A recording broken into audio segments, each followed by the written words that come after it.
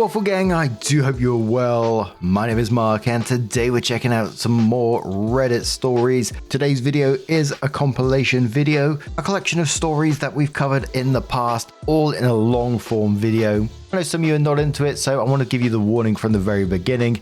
And this video is just in addition to our normal scheduled videos. So it's just a huge thank you for being here today.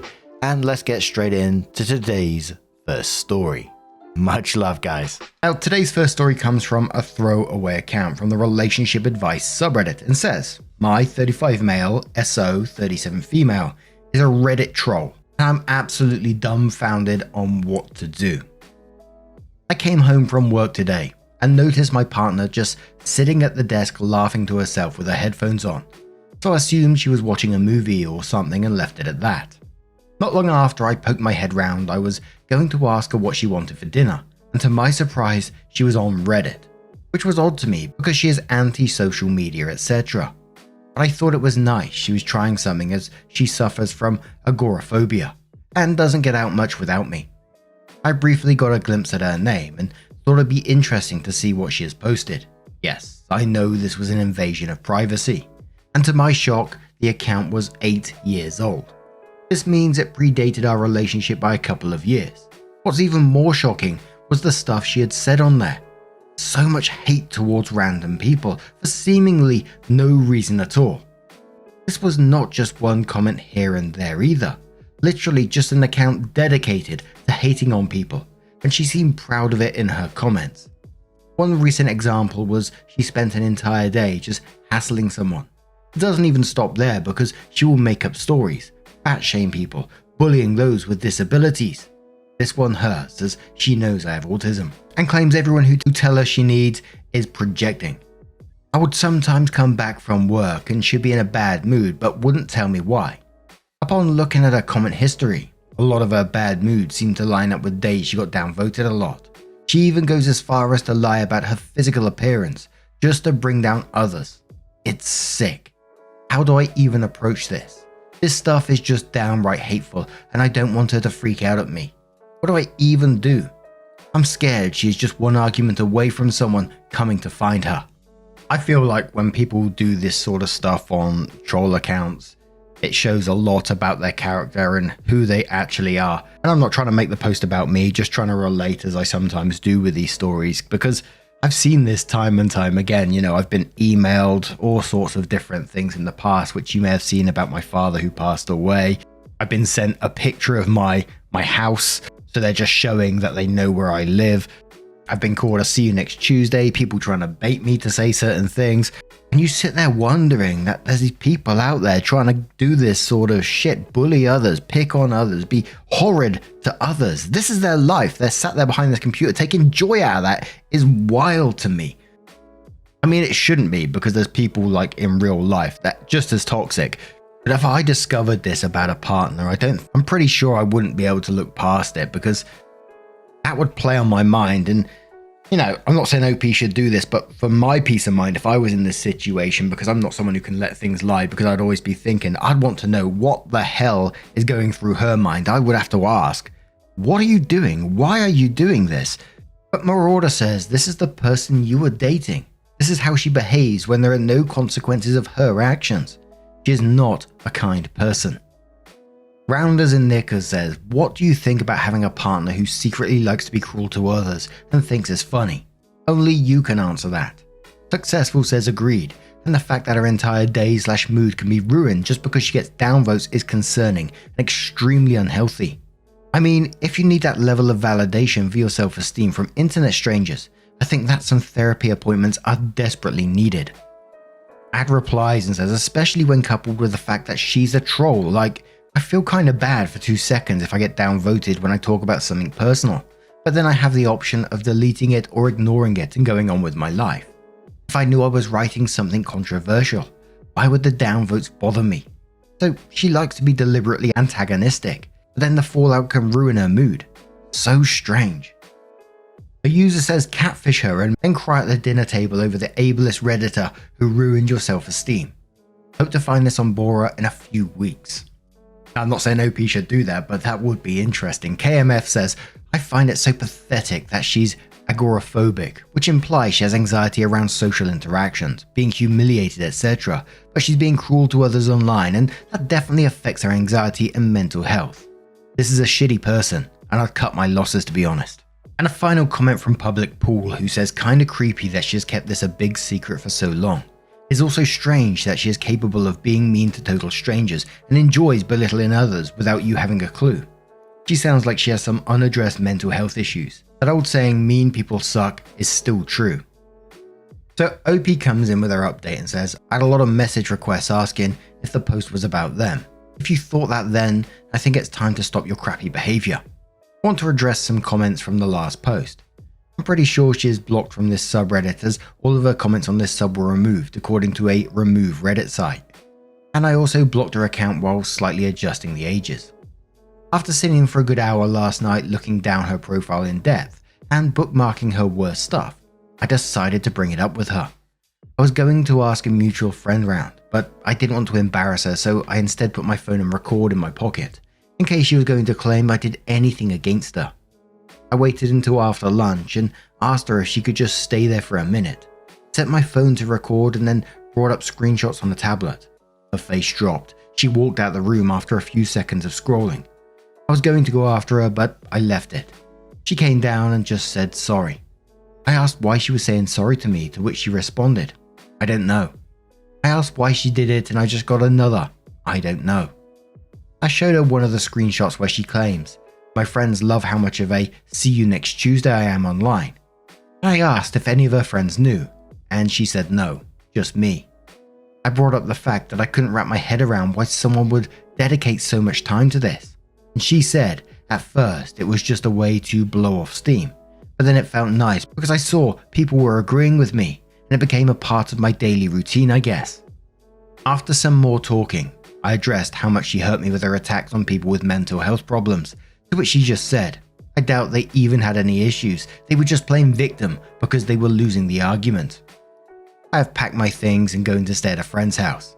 I'm going to block Reddit on the internet service provider and asked her to not contact me for a couple of days while I think. I have also asked her to find a place to stay, as I can't stay at my mate's for too long and I want to go on a break. If I'm honest, I don't know if I ever want to see her again. I was going to ask her to apologize to everyone she caused shit for, but at this point, I know she won't mean it. Any further updates will be done via this post. The top comments on this one says, the fact that you felt the need to record this conversation in your phone makes me feel like this is not a healthy relationship, regardless of the Reddit trolling. A Year of Storm says, judge people by how they treat those they can hurt with impunity. She's an online bully, cruel to people when she is anonymous, and there are no consequences. You are making the right decision. Okie dokie says, yep, your character is how you behave when people aren't looking. I think being anonymous online is the same thing. And I couldn't see this ending any other way, to be quite honest, out of that situation, sort of good riddance, because even after all this and he confronted her on it, she says, I doubt they even had any issues, they were just playing the victim. It says all I need to know really, but what do you guys make of this situation? Let us know your thoughts down in the comments below, and let's move on to another story. Now, before we do get into our next story, I do want to give you a warning. There is talking of death of a child, so if you do want to skip the story, please feel free to do so. Timestamps are always down in the description and along the timeline below. Thank you. This was from a throwaway account who says, am I the arsehole for overreacting to the true fate of my little sister's remains? My mother and father divorced when I was young. They had an oops baby together after my mum remarried, which rocked that marriage apart. That oops baby was my little sister. She died abruptly in an accident 4 years ago at only 14. You know how people say the firsts after death are the hardest? They don't account for when there's no first to be had. When they should have been getting ready for prom but never will. It's a completely different pain. My mum and I were talking about it. We were both drinking and she slipped that my bit of ashes I carry that I thought were my sister's were just regular ashes. Burnt wood. She already poured out my sister's ashes without me or my brother in the plot she bought with my stepdad. She couldn't fathom my rage because to her, the sentiment and emotions are the important aspects, not as physically my sister. My anger is prompted by the lies and the fact that those sentiments and emotions are attached to something, not my little sister. I had no idea she cast her ashes on a plot she wouldn't have cared about. I screamed at her to get out of my house, locking the door behind her and calling up my stepdad to pick her up. I threw the necklace out the window to the front lawn, then regretted it and tore it out of her hands when she picked it up. As she would say it, I made a scene and embarrassed her. I kept screaming and calling her a liar whenever she tried to explain herself or get back inside. I was threatening to call the cops on her when my stepdad finally showed up and took her away.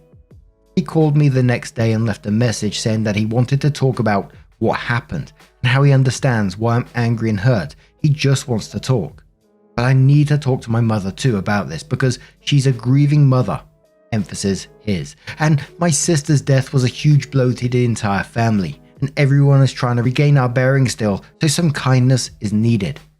All I can think of right now is my mum's heartbroken face as I rip my necklace with my sister's ashes out of her hands, or the way she turned away from me crying as my stepdad ushered her into the car. I called her names. I let my pain and rage take over me. But I can't get over the lies. 4 years of thinking my necklace had my sister, of thinking she was right by my heart, and it all came undone because my mum had too much to drink. How long would she have let me think this? How long would the lie continue?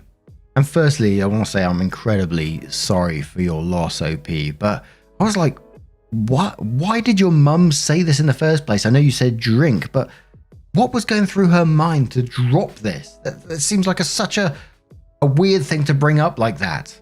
I mean, surely it wasn't as meant in jest, like, oh, you know, that necklace around your neck, because that's not funny, is it? It's just, why would you say that? Center of Chaos says, yeah, your mother is grieving, but you, her very living child, are too. Having your mother lie to you about something important is going to get an emotional reaction. What you did is up to you, but I wouldn't let her frame this as embarrassing her or that she's a victim in any way. She lied about it. She got drunk and tattled on herself. These are the consequences of her own actions. The Arse Crack Bandit replies to that and says the mum thought that there was going to be a cute little anecdote. What the fuck kind of person does that kind of stuff? Casually just drops a bomb. OP responded saying it was an absolute mistake on her part that she even said it. We were talking about prom season and how hard it can be to be reminded of things that my sister would have loved. Then she started to say, I start crying before I even reach the cemetery sometimes. And she named it by name. I started flipping then and I was like, what cemetery? Why that cemetery? In a sort of, why are we talking about cemeteries when we were talking about her way? I kept pushing her for an explanation, and that's when the whole thing came out. And it also raised more questions for me as well, like how did the mum go about the whole ashes thing, the burnt wood which OP received? There's a thought process behind that before you do it. I know grief does crazy things to people.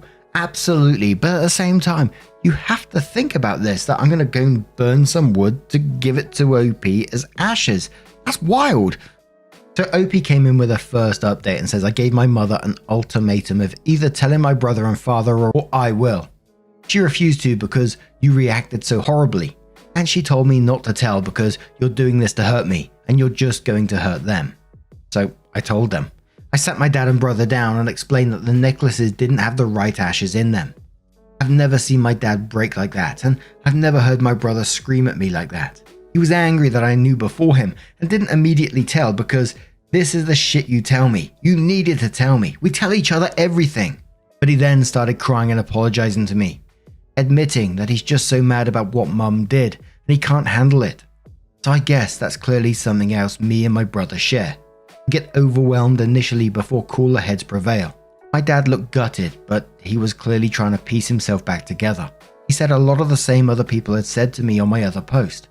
We can get some of the dirt from the plot where she was scattered. The necklace has the meaning we attribute to it, and she's still with us, even if her body hasn't been physically with us. I feel bad because some of it my mum said, i.e. the bit about the necklace being important even without her ashes in it. But I was able to accept that much easier from him. Maybe because he didn't lie to me for 4 years and drop a bomb on me out of nowhere because I pulled apart a lie. He held my brother and I as we cried, and he apologized for the pain. And he said it wasn't fair that I had to be the adult when my mother should have told all of us a lot sooner. Dad's going to try and talk to my stepfather to find a plot because my mum has been refusing to talk to us anymore, not answering messages or picking up the phone. The social media has even gone dark. He's going to find out where the plot is and go to the site. I don't know if I could if it were up to me. It just feels like the final bit of proof that this fucked up nightmare is real and my sister is mixed with dirt and rocks and grass of an unmaintained and unvisited plot. My mum and I always had some issues, but that's normal. This is worse than anything. We had a rough patch when I came out that we didn't even talk, but we mended fences after. I can't see ever forgiving her. Not with how she dropped this on me, blamed me for my reaction and left me to do what she should have done. To top it off, she won't even show the decency to explain why or even talk to me. When we were discussing cremation, it was agreed we would all get a necklace with the ashes. My mind keeps going over things that just didn't add up fully. Times she almost slipped, or things that make complete sense now. She almost left behind her necklace on a trip and didn't freak out like I would have, because she knew where my sister was the whole time. She volunteered to be the one to separate the ashes and gave Dad the rest. I assume those ashes are the same as ours. Fake. God, this whole thing just makes me want to curl up in a hole and never see the light of day again. I've been on and off crying all week without being able to stop, or just so angry I could scream. In the middle of my damn workday, and suddenly I'm rushing to the bathroom to hide the fact that I'm breaking all over again because I can't stop my thoughts. I quit smoking after my sister died, but I picked it right back up again. My dad has been calling me every day to check in on me and remind me of how much he loves me and how much my brother loves me. I think he's afraid. My brother has come over each day since the talk with his girlfriend to make sure I eat something. I don't know how to end this post. I feel lost, like I don't know anything anymore. I feel like a burden because my dad and brother are both dealing with a revelation too, but they're clearly thinking of me and checking in on me. I'm going to look into grief counselling, but the therapist I saw after my sister died isn't practicing anymore, and my insurance isn't accepting a lot of therapists. I try to remind myself that my little sister wouldn't have minded so much becoming woven in a tapestry of grass and flowers, and that I can visit her once we know where she was cast and make sure her site is always beautiful. Thank you to everyone who helped me and shared their own perspectives and stories. I really appreciate it. Someone says to OP, you mentioned she said the cemetery's name when she tattled on herself. Can you call and ask about the plot? It's probably under your mother's or your sister's name. Then you can visit and not have to go through your mother at all. OP says, it's my mother and stepfather's plot. If trying through my stepfather fails, I'll try that. I didn't think I could just call up and say, is there an empty plot section for the so-and-so family? But it's worth trying. Family Guy says, I'm head of a cemetery commission. Just call them up. We don't care about drama, just information. The best of luck to you. OP says, thank you so much. That means a lot.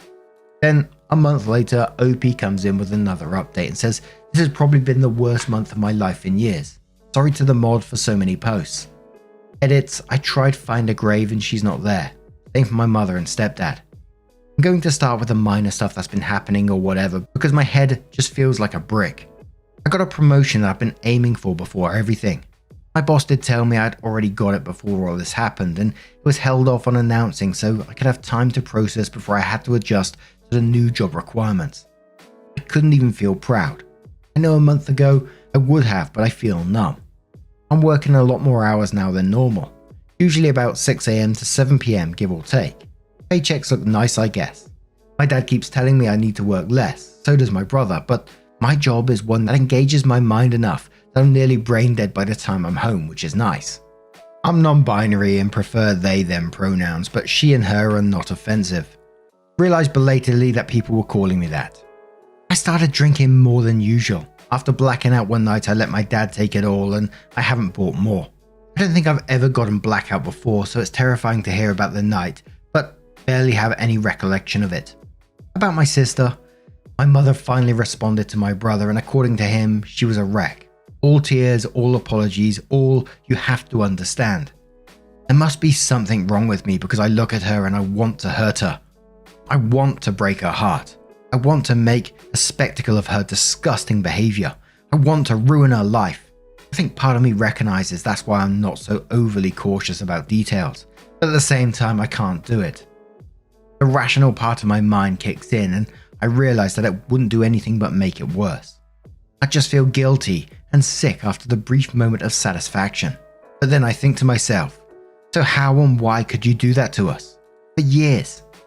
Her and my brother had a much better relationship than her and I ever did. She still did that to him. Like, yeah, Dad and he never got better after the divorce, and after the affair they struggled with even co-parenting for a multitude of reasons. Her and I have had our issues, but the bond between her and my brother has always been strong, or at least it used to be. And she did it to him, of all people. She tried telling my brother that she did it impulsively, in a fit of pique, but when he pressured her about why she was the one volunteer to handle filling the necklaces, she said that it was because she was okay with it at first, but then when she saw the ashes, she didn't want to destroy her further. Her word there, destroyed. Like the relationship between her living children, like our trust in her, like the memorial we agreed upon for my sister. I didn't know how to feel, if I even trust her story, but her wording makes me feel like it was planned. God, yet again, it becomes an accidental revelation, where she tried to uphold a lie but got caught, and that's how the truth came to light. I managed to talk to the funeral director. My sister's fingerprints are part of their records. I'm going to get her touch tattooed, but I found a means of getting that on a necklace so my brother and dad can have that if they don't want a tattoo. Still struggling to get in contact with the owners of the cemetery. A lot of unanswered emails and voicemails. I've also been looking for therapists and counselors in my area, or ones doing telehealth. I have an appointment upcoming, but I'm nervous. My stepfather has stepped back. He set a boundary that he won't talk to us until we agree to discuss this without blaming anyone. And anytime the conversation starts going towards asking about motive or who knew what and when, he says the conversation needs to end. He's even hung up on us before and threatened the cops on me, even implying it'd be deserved after I did the same to my mother. A month later, OP updates again and says I wish I could give good news, but there's not been much and I haven't had much time besides working. I'm just going to keep on doing whatever this is, so long there's not a problem. I went to therapy. I tried a few sessions and I'm so grateful she worked with me to get me on her books. But she wasn't helpful for me. I wasn't clicking with her and I felt unheard.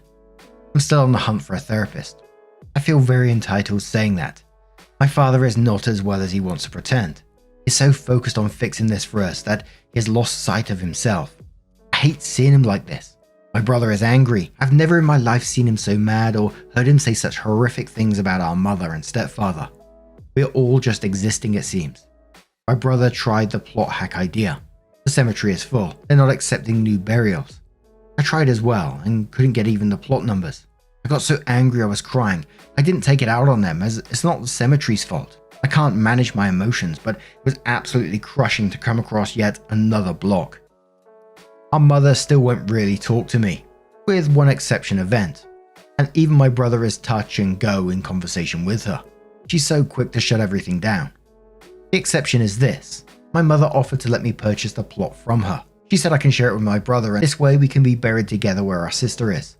She phrased it like she was giving me some sort of peace offering or paying me a favor.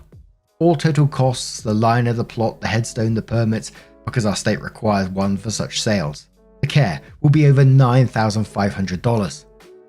Her and my stepfather are willing to forgo the cost of the headstone to make it easier for my brother and I, to make up for us not being there for the scattering. No mention about how dad wasn't there either.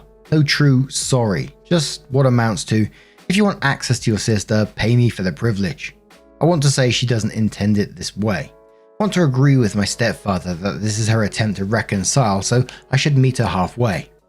I can't keep doing this. I want to put this behind me somehow. I want to forget about the plot. I want to forget about my mother entirely. It feels like it would be easier to completely cut her out, make peace with what I have of my sister, and never, ever think of my mother again. I feel like a horrible child thinking that way. My stepfather's attitude doesn't help that feeling. I tried explaining that I just want some of the dirt from the plot for part of a memorial, but my stepdad started threatening to sell it back to the cemetery because clearly nothing else will satisfy you. My brother and I are in agreement that it's a baseless threat, especially if they really did cast our ashes there, because our mother would never do that and then separate from the plot. We both know, even if we buy it from her, she'll visit our sister still. I can't help the niggling concern that she did something else with the ashes than we think, and what she's let on. Like the cemetery is unrelated and she's somehow clever enough to keep up or think up a convoluted lie when drunk. I keep looking at my bank account. My brother doesn't want to buy it off her, I don't think, but he's also still furious at the offer, so I don't want to say he doesn't. He means well, I think, but anytime I try to broach the offer, he starts in about how we're making our own memorial and that her offer is needlessly cruel, so I shouldn't entertain it. I could afford it if I shuffled some bills around and worked more. Almost for peace of mind, I want to say yes and take the offer. She gave me a deadline. I still have a bit of time, but it doesn't feel like enough. My dad has taken over trying to figure out the legalities of the situation, what he can do to force her hand to share where the plot is, or what he can do to make things better. He's fit to be tied. He's doing what he can, looking into what legal avenues we can pursue and what can be done to force her to give the location. It seems like we don't have many options. It doesn't feel right or fair. He keeps saying what my brother has said, trying to reassure me, but I cannot think of it. I'm not sleeping much these days. I think the only thing going well in my life is my work. I still haven't had anything to drink. I think maybe the next option we can try would be letting the cemetery know ashes were illegally spread on their grounds. But what will they do in response? I know I'm being paranoid or catastrophizing when I fear they'd do something to clean my sister from the plot, or take it away from my mother and I won't be able to access it. So I guess the update is everything as fucked up it has been since that stupid night with my mother. I do want to address the outpouring of support everyone here has given me. It has meant the world to me and given me a place of stability and external perspective where my current life is far too close to provide that. Thank you all. So the top comment on that one said, "I'm so sorry. Your mother is awful and you're not going to get closure if you buy the plot from her, because your mother is going to find other ways to torture you.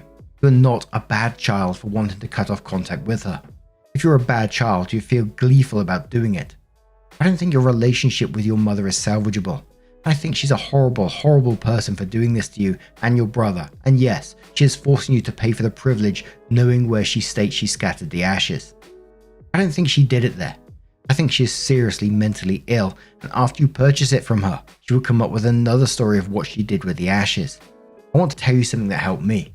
I don't know if this will help you, but all matter goes back into the universe, and every breath you take, every gaze at the stars or the sky, you're seeing your sister.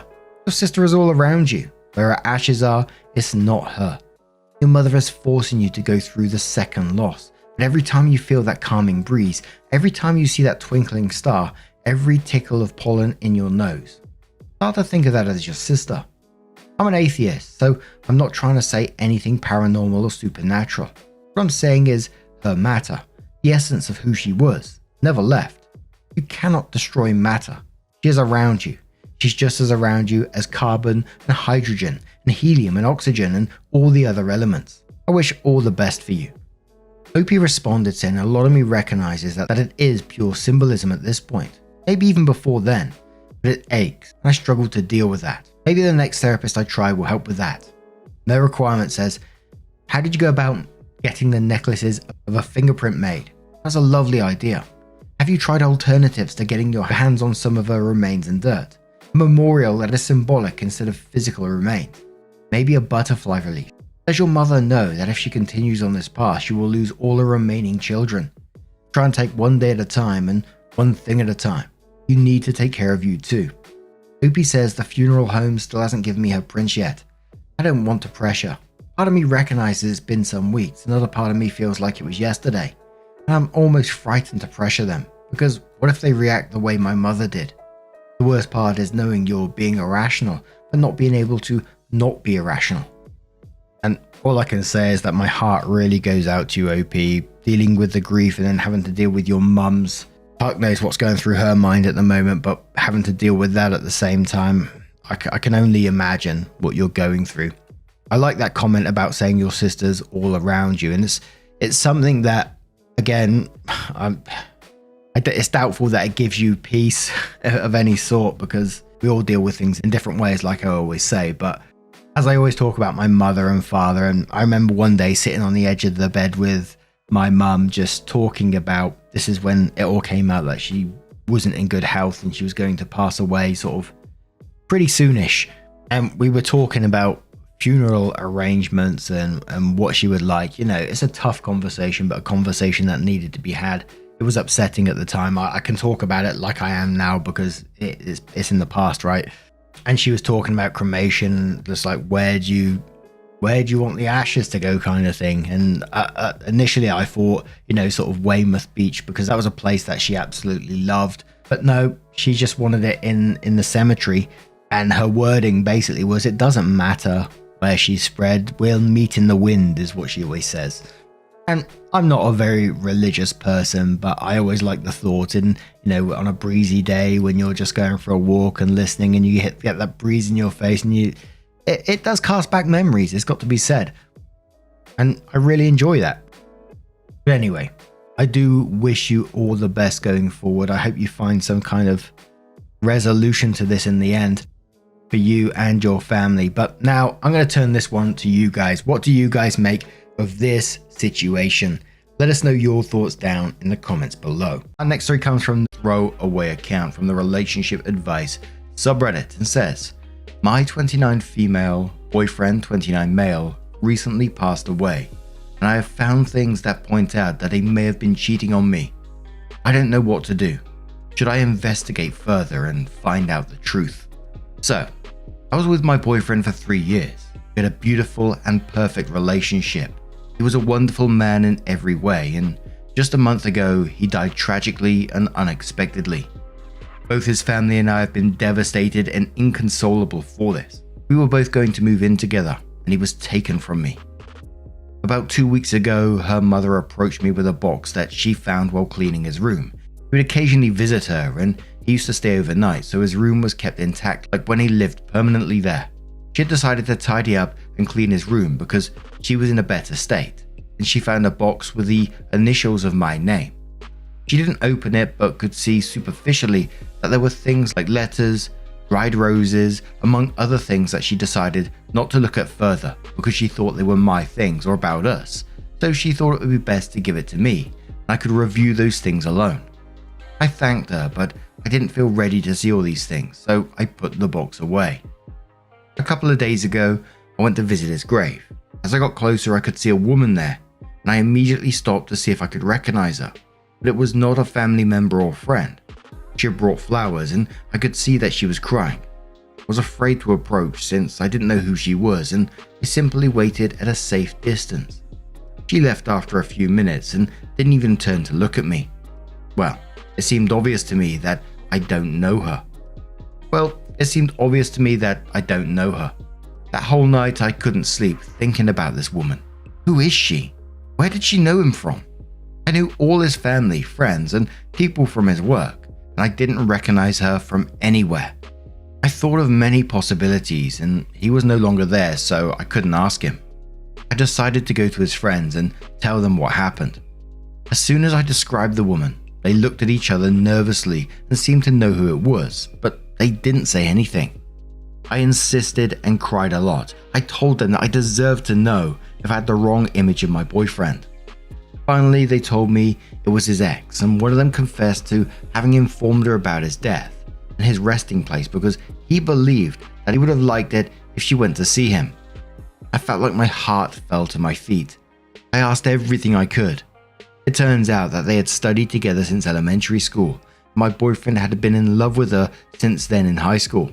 They started a relationship that lasted approximately 4 years, and then they were on and off until just 2 years before we started a relationship. He told me that according to what they knew, he had cut off all contact 5 years ago, but they didn't know for sure if this was true. I asked him for his name, and his name begins with the same initial as mine, so I don't know what to think. I don't know if I should contact her to ask if she was with my boyfriend at the same time as me. I know that the first thing I should do is check that damn box and see if there are any of my things or things about her, but I can't. I'm so afraid of destroying this image I had of my boyfriend, of the man I thought he was. I don't know what to do. I was already devastated to lose him, but now I could also lose all the beautiful memories I have of him if I finally found out that he was cheating on me. His friends tell me to leave the issue alone because he is no longer here to defend himself. Now for me in this one, this isn't necessarily pointing to cheating or any kind of wrongful behavior at the moment. And there was a lot of comments saying, basically to just leave it alone, such as particular song who said, no, he's dead, investigating really serves no purpose and will likely hinder your moving on. And photojournalist who says he's no longer here, I'd move on if I were you, no nuts said, why cause yourself the pain? And whilst I do understand those comments, I do understand where those points are coming from. There's a couple of reasons that I would want to know the truth of what was going on, regardless of who the person is, etc., because it's going to play on your mind, and you're going to have a negative memory of someone that you love, and I wouldn't want that potentially tainting a memory because of maybe irrational thoughts. And again, I understand where those comments were coming from, but I know for myself that I would have to find out as well. Perhaps with some professional help along the way. Grief can do crazy things. It sends your mind all over the place. Been there a few times, as you guys know, and I found myself that it never truly leaves you. It's always there, and the memories of your loved ones are always there, and it can always stir up that grief again. So this is just coming from myself. For me, I would need a conclusion to what's going on here. I would need that closure to be able to put my mind at ease. Maybe that's a me problem. Totally happy to admit that. But Dear Dorothy says, this seems above Reddit's pay grade, honestly. Have you thought of finding a therapist who has a lot of experience in grief? It sounds like you haven't gone into the box, so you don't even know if they were in contact. It's common to still grieve for your ex, even if you were no contact. It's also common to retain mementos from past relationships, especially young ones. My high school partner died a couple of years ago, and even though I've been zero contact for years, I still went through some grieving. Did he give you anything to be suspicious of when he was alive? OP says, well, there was an incident when I found him an Instagram account, and he told me it was one he had created to upload photographs of his work, so I didn't question it anymore. Other than that, I mentioned he was a wonderful man, but recent events are making my mind imagine many scenarios and I can't control it. But OP did update their post and said, hi, it's been a little while since I was here totally paranoid about something absurd, to be honest. When I made the post, I expected a different reaction, like people saying, open the box, go and confront the ex-girlfriend. I was looking for support because I knew it was crazy. I'm very happy to have found such kind people who cared about me without knowing me. After posting, I really knew I wasn't okay, and I had to take care of my mental health. The first thing I did was call my mum and tell her I needed help because I was going downhill. She came in less than an hour. That whole night I cried in her arms, and afterwards she helped me find out about a psychologist. We also found a thanatologist. We were able to schedule an appointment a few days later, and so far I had a few sessions. And I won't lie and say I'm fine now because I still feel like life sucks for taking it away from me. And sometimes I feel like I'm floating disconnected of the world, or I forget that he is no longer here. My first instinct is to look for him or call him if something happens to me. It is difficult, but at least I already asked for help and I'm receiving it. So I'm in a better place now, but there's still a long way to go, and I know I have to do it without him. Regarding the box, I thought about returning it to his mum, but I really thought it was most likely about his ex. It was. And I didn't want his mum to feel bad for giving me something that wasn't mine. I decided to give it to his friend and for him to get it into the right hands. He has truly been a rock for me, even though he is also grieving because he lost his best friend. They were friends since high school and studied the same in college. General reason for this update is that a few days ago I spoke with her. I know that everyone was against contacting her, but it was not intentional, and the truth is, beyond hurting myself, I felt much better afterwards. I ended up seeing her again in the cemetery. I approached her at first. She just looked at me confused when I told her who I was. She just saw me the way everyone sees me lately, with pity. We were silent for what seemed like an eternity, and then she started telling me something funny about him when he was a kid, and she told me a lot of things that I didn't know about him. And I must say, she was very kind and sweet, and she is so much like him in personality. Maybe it's because they grew up together or because I feel so desperate to find him somewhere. But I really felt like they had the same way of speaking and the same sense of humor, even though she was very afraid to talk about their time as a couple. It ended with her telling me a little about them. She told me that for some reason or another they were never able to fit together as a couple. even though they loved each other, so they decided to walk away before getting hurt. It turns out that the last time they spoke was 2 years ago, when he wrote to congratulate her on her wedding. They didn't talk much beyond wishing each other the best. She told me that she was glad that he had found a person like me and that he had been happy. Also thanked me for the box she said that contains very valuable things for her. That was all. There was no infidelity, and she only confirmed that he was a wonderful person, and I was very lucky to have met him. The only thing that made me sad was that even though he was always the best with me, I came to doubt his integrity as a person. Now I just have to continue with the therapy and try hard to learn to live without him. Thank you all. And for me, that was about possibly the best ending that you could get in that situation, I think. I'm glad to find out, there was nothing shady going on in the background, and OP seemed to have got the closure that they needed. Like I said in the first part of the post, I think for me, I would have wanted to find out at the same time, but there was many people, probably more so, saying, just to leave it alone. And I understand where they're coming from at the same time, just not hurting yourself further. But for me, I would have wanted to know one way or another. Also, not to affect my memory of him, because I think that's just like damaging yourself, but in a different way. There was also in the comments a lot of fixation on that box and potentially keeping those mementos from past relationships, and some people finding it weird. I personally didn't find it weird at all. It's not something that I do myself, but I knew one of my friends from, some time back now who would keep mementos from all his past relationships, and they served as like almost a diary of sorts, if you like. But how about you guys? How did you feel about this one? What would you have done in OP's situation? Would you want to know? Would you not want to know? Would you have left it alone? Do you agree with the person that you're just hurting yourself by trying to find out? How about the mementos? Do you keep mementos from past relationships? Let us know your thoughts down in the comments below, and let's move on to another story. Our next story comes from No One Nuggy, who says, "Am I the arsehole for refusing when my friend wanted to join my fiance and I on our first trip together?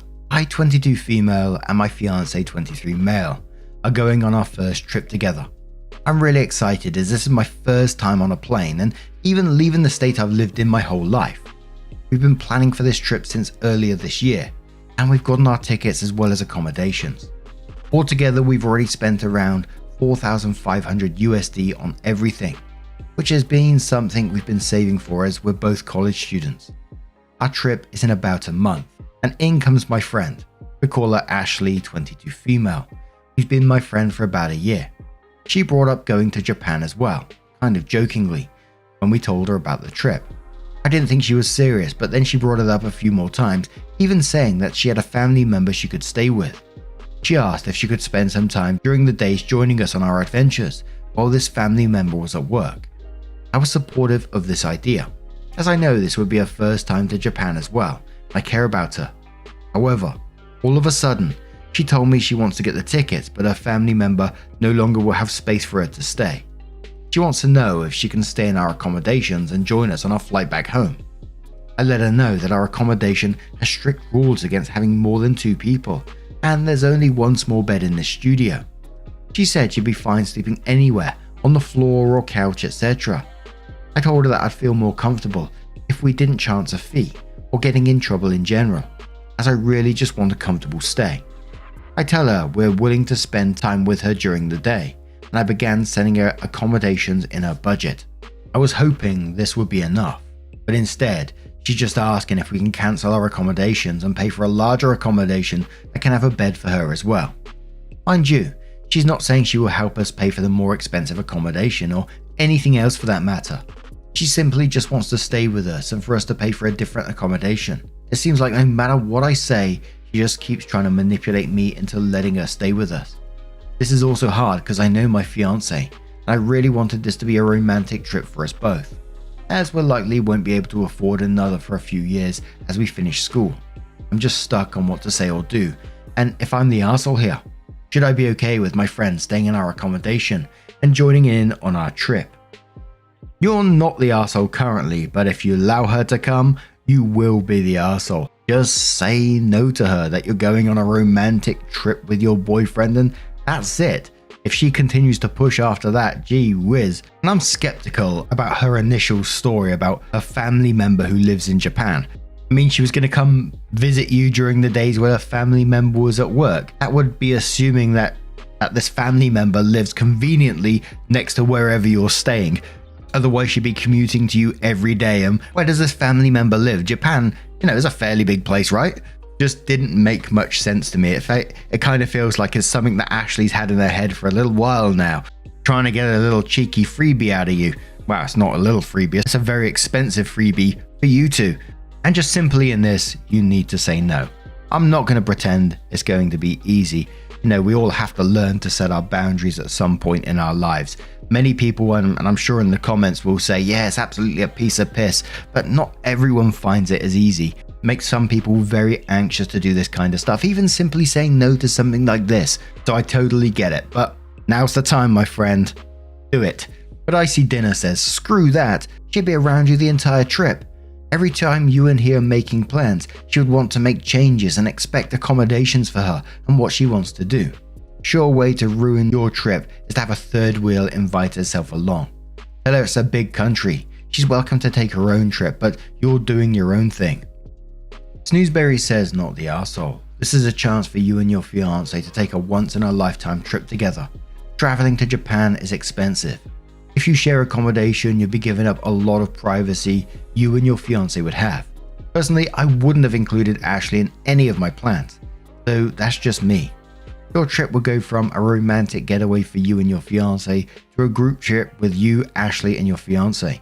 Be straight up with her. Tell her after careful thought you've decided that you and your fiancé don't want to share accommodation as you want your privacy. That you will still hang out with her for a couple of days, though she will still have to get her own accommodation. Look away, please, as not the arsehole. How could someone be that dense? She said she'd be fine on the floor, while you and your fiancé sleep in the bed. Holy shit, does she not see how much of an intrusion that is? Send her a picture of a tricycle with a slash through it. But seriously, I would say something like, listen, I really value our friendship, but I've been planning this trip for a long time. I spent a lot of my hard-earned money on it, so that my fiancé and I can have a nice vacation. Just the two of us. If you don't tell her she can't come, you will regret it. A lot. And one more from Even Enthusiasm, who says, can't people just tell the truth? Tell your friends it's a romantic trip for two and that we cannot accommodate you because we want to be alone for a romantic trip. If you're in Japan while we're there, we can make some time to hook up during the day, but at night we have plans, and they do not include a third. Just be honest, it's a romantic trip for two. Tell her it's your first trip together as a couple and you want to be lovey-dovey and romantic. All the beating around the bush and wondering what to say gets old. Be the adult you are and actually use your words and tell her the truth. You don't have to be mean about it, but you don't want a third wheel, and explain that to her in a nice and loving way. It's really simple. You're making this harder than it needs to be. Let's move on to Opie's update. Opie says, as I'm reading the comments, there's a lot saying that I should be upfront about it being a romantic trip. When I first told her about the trip, I did tell her that this is basically going to be our honeymoon. I may have said it jokingly to her, but I did mean it. My fiancé and I have been talking about going to Japan since we got together 8 years ago.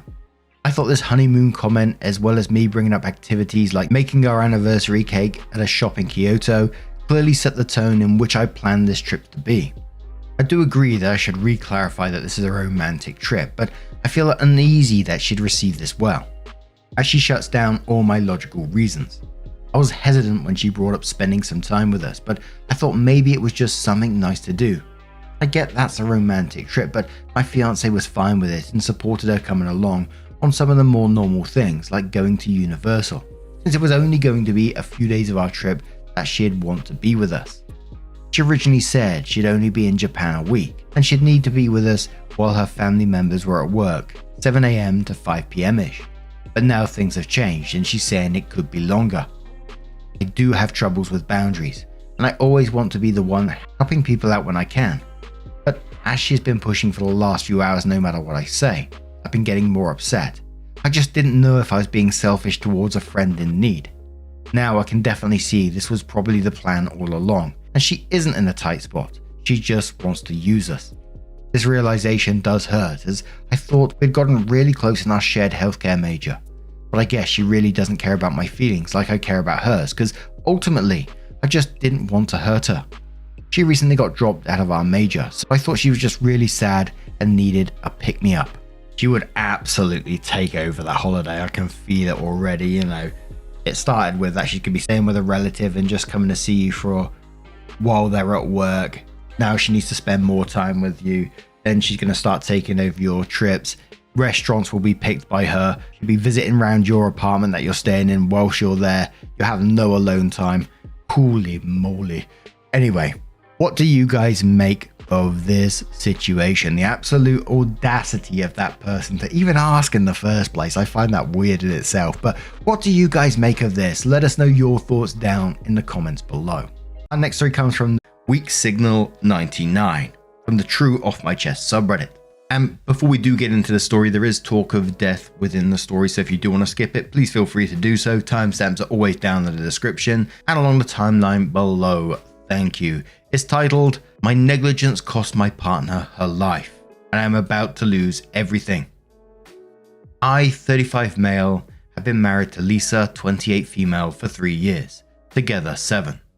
A year ago, I fell deeply in love with Amy, 24 female, and had been planning to end my marriage for her. I know it's terrible and not what my wife deserves, but we were the real thing.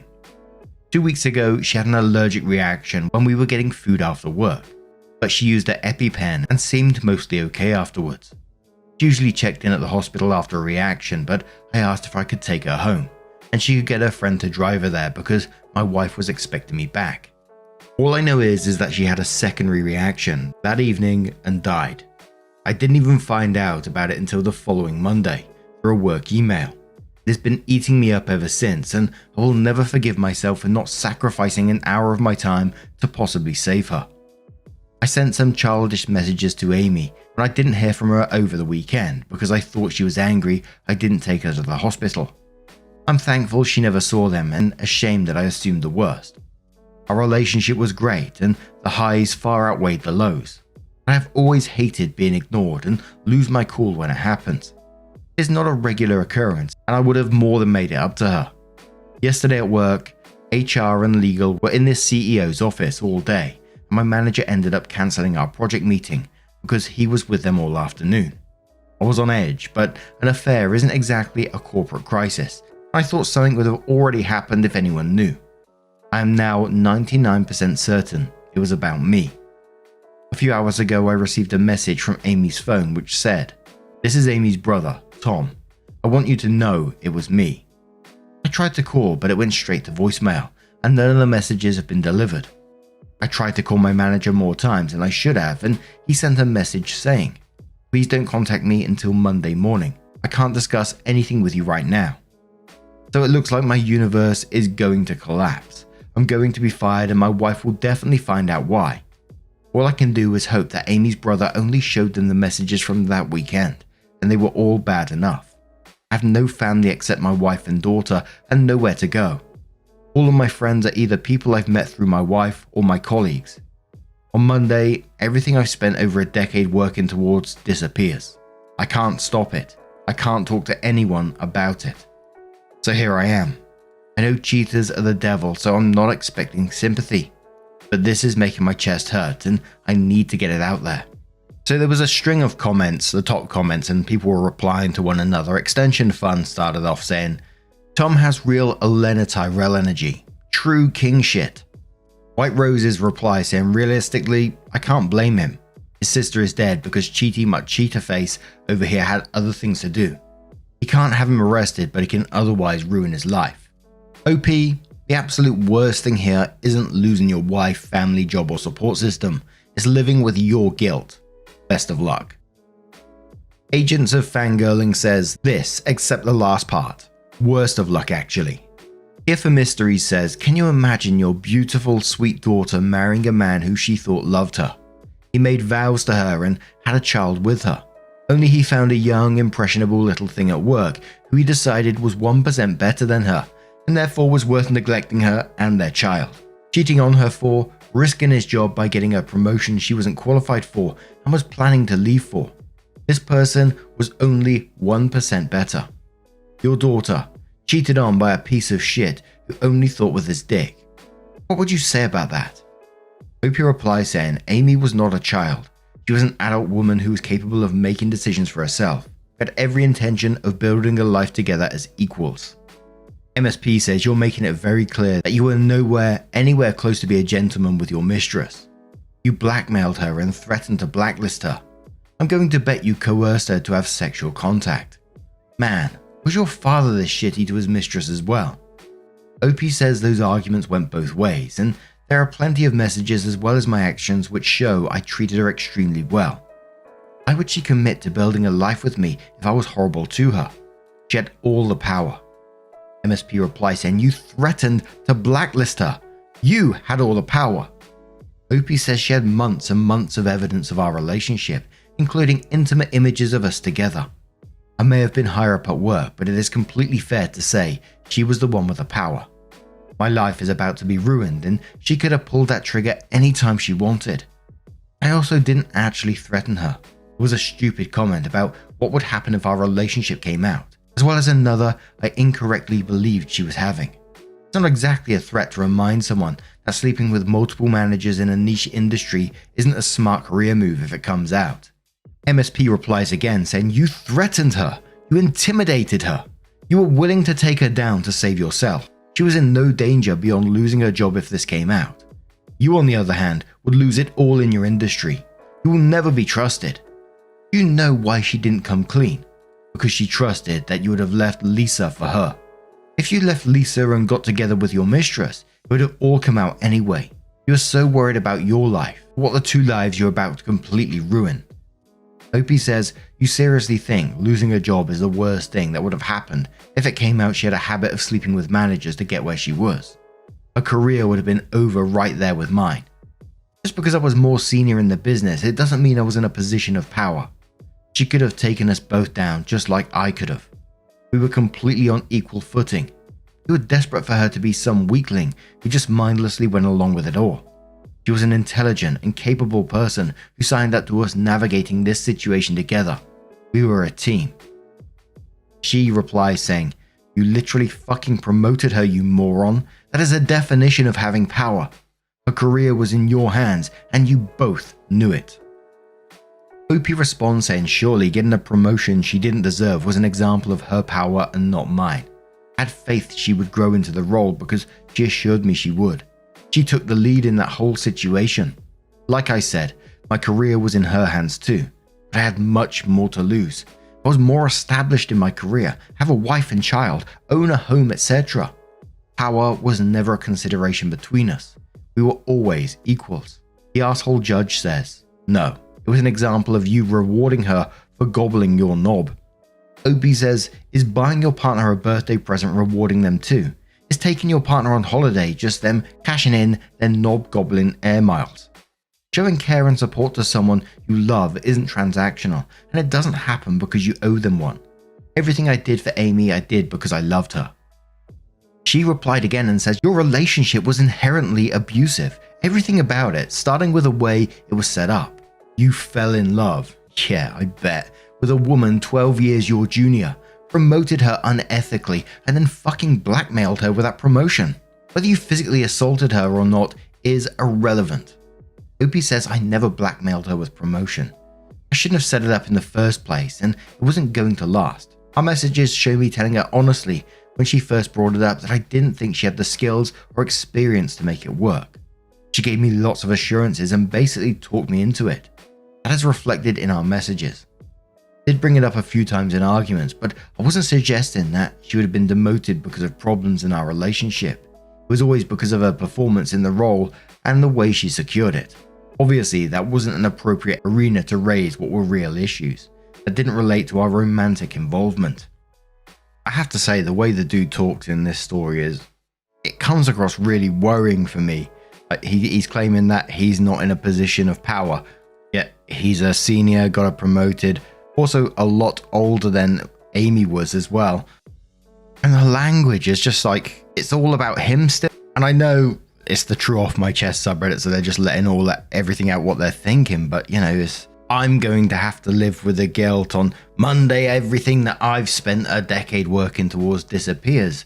Not about the people that he's hurt or going to hurt. But OP came in sometime later with an update and says, I'd been consistently harassed for an update since posting, so please take it. Gloat because you're such wonderful people in comparison. Then stop following me around Reddit. I'm suffering in the wake of my infidelity and unprofessional behavior as I knew I would. I understand that is an appropriate outcome and I'm taking full accountability. I was suspended from work on Monday and I'll probably be fired sooner than I thought. I'd hoped to be able to save money as HR built their case, but it looks like Amy's brother basically performed the entire investigation for them.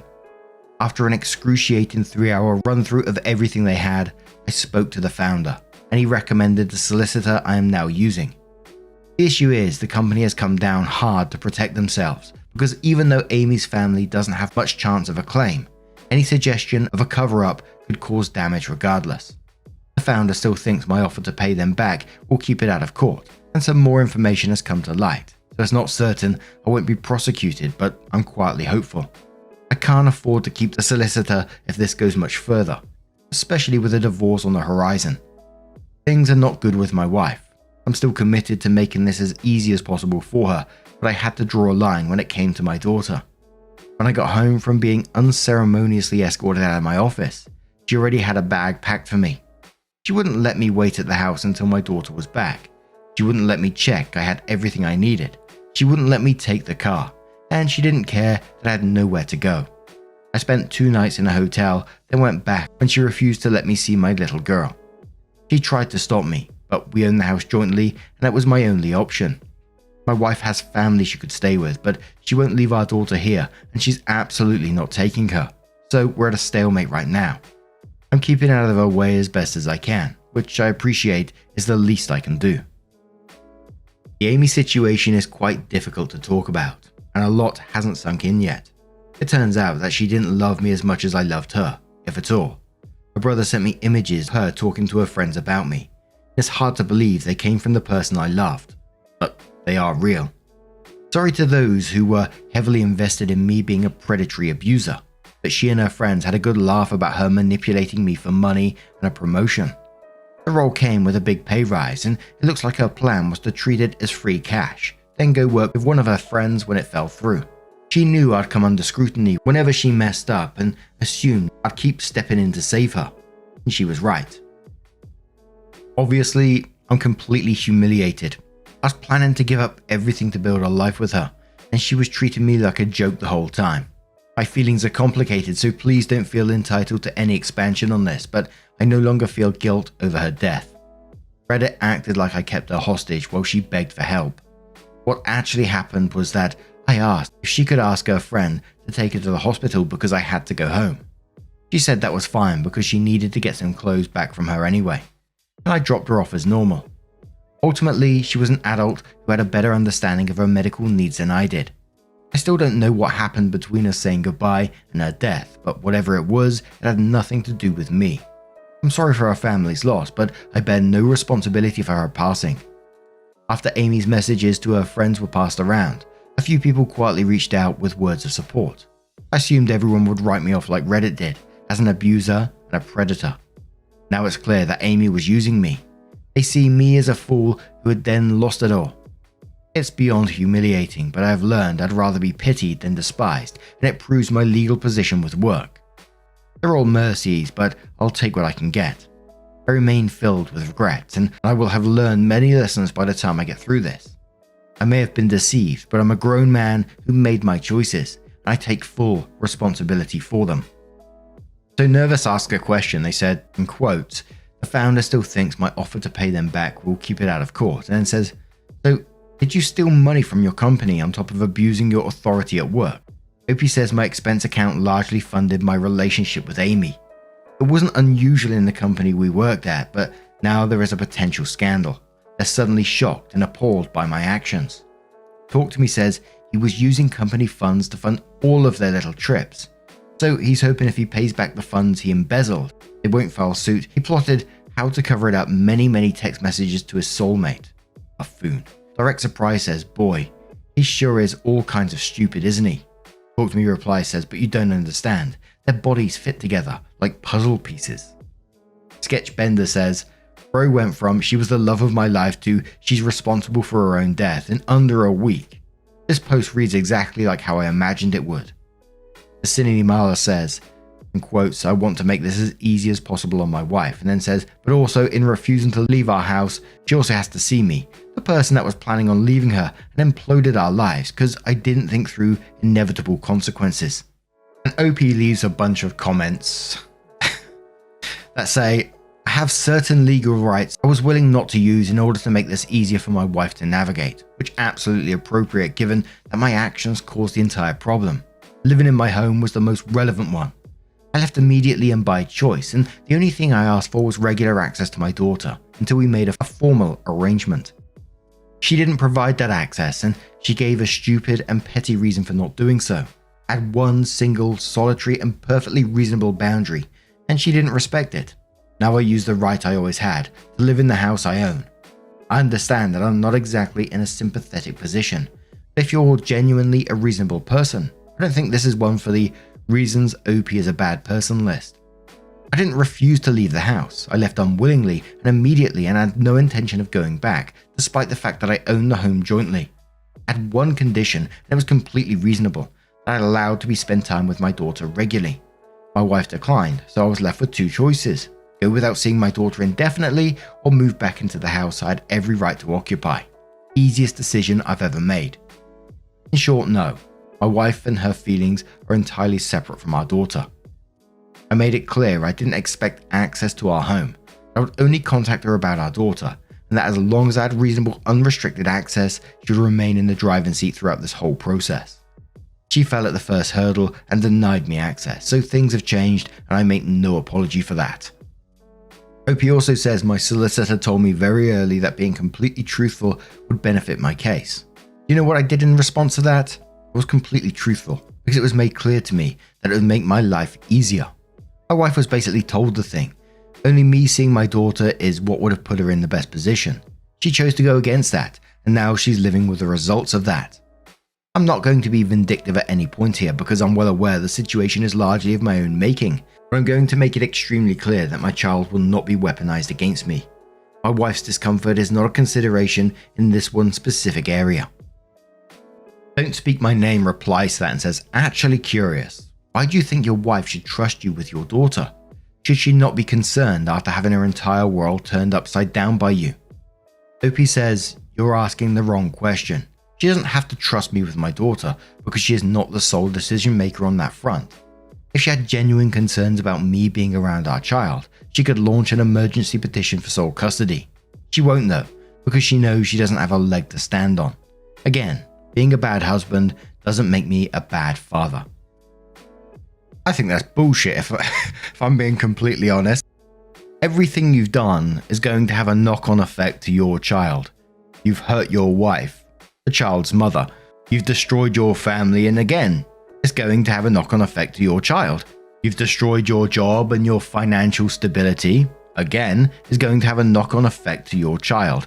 And again, I don't know the full ins and outs of everything of OP's life, but he clearly took time away to spend it with his affair partner, time away from his kid and family. Again, another knock-on effect.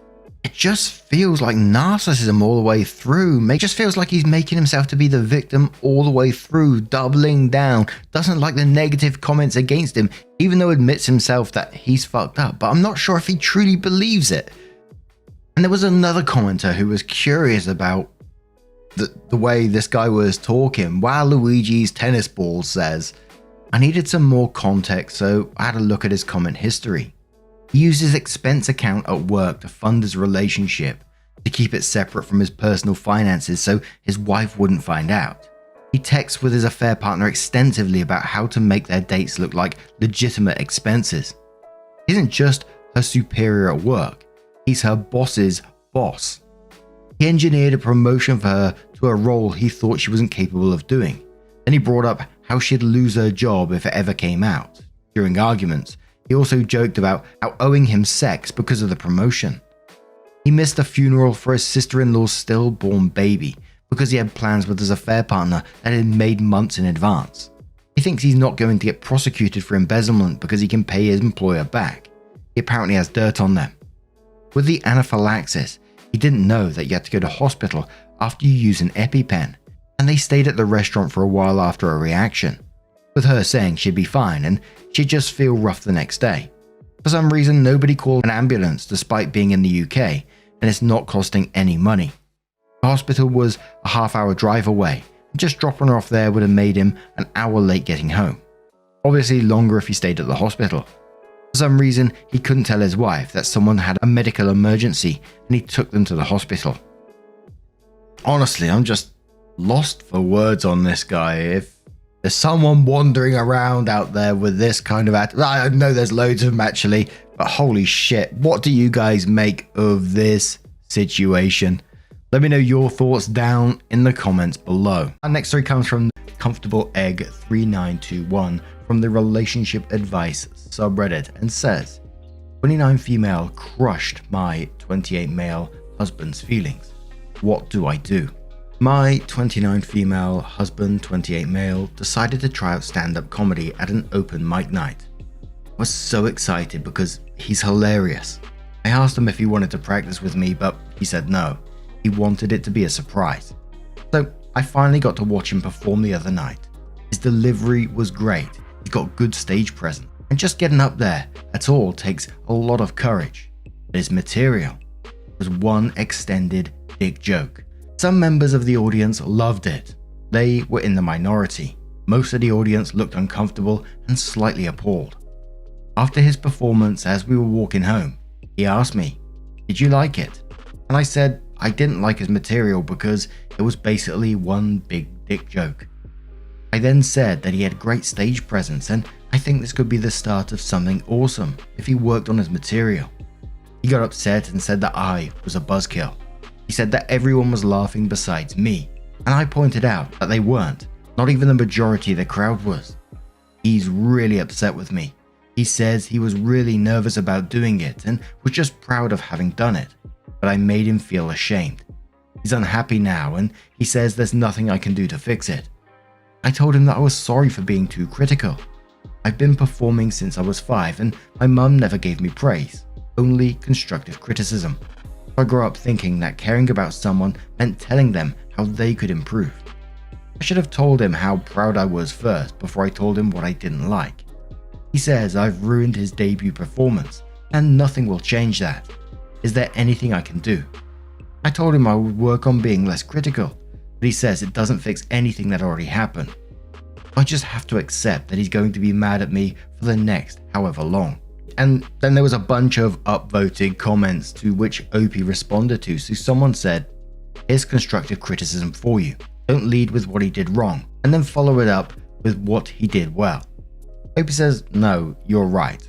When I got criticism from my mum, there was never any what I did well, so I never really learned how to give good feedback to loved ones. And at my job, people appreciate my bluntness. I'm specifically sought out for feedback because I don't sugarcoat and just give it to people straight. But my husband is a kind and sensitive soul, and I love him so much. I feel horrible that I hurt him. This whole thing has made me step back and reflect on how I communicate with him." Another commenter replies saying, "Here's another. You're a grown adult. You aren't at work. You're not your mother and didn't marry a child. Stop using your mother and job as excuses. Accept accountability for your actions and words. Treat your husband as a husband." I mean, that's kind of what OP's doing in this post, right? Anyway, OP responded saying, "I know I messed up. That's why I apologize. I provide that information for context, not as an excuse. I understand it doesn't justify my actions." And OP responds to a comment from another person, says, "Trying to understand why you are the way you are is not making excuses. It's introspection to try and understand why you did the thing you did. If I messed up at work because a process failed, I go back and examine the process to figure out what went wrong and learn from it. I wouldn't be excusing the error, I'd be fixing it. I can deal with people saying I was an arsehole. I was, even if unintentionally. I've also agreed multiple times that I messed up. My only point in bringing up my mother is that I realized that my idea of what support is was shaped by her, and her support wasn't actually support at all. Not an excuse, not a justification, just a realization that there's an issue with my psyche that I'm responsible for fixing. Another commenter says to OP, best, most well-received constructive criticism means the sandwich method. A compliment, what could be done better? Another compliment.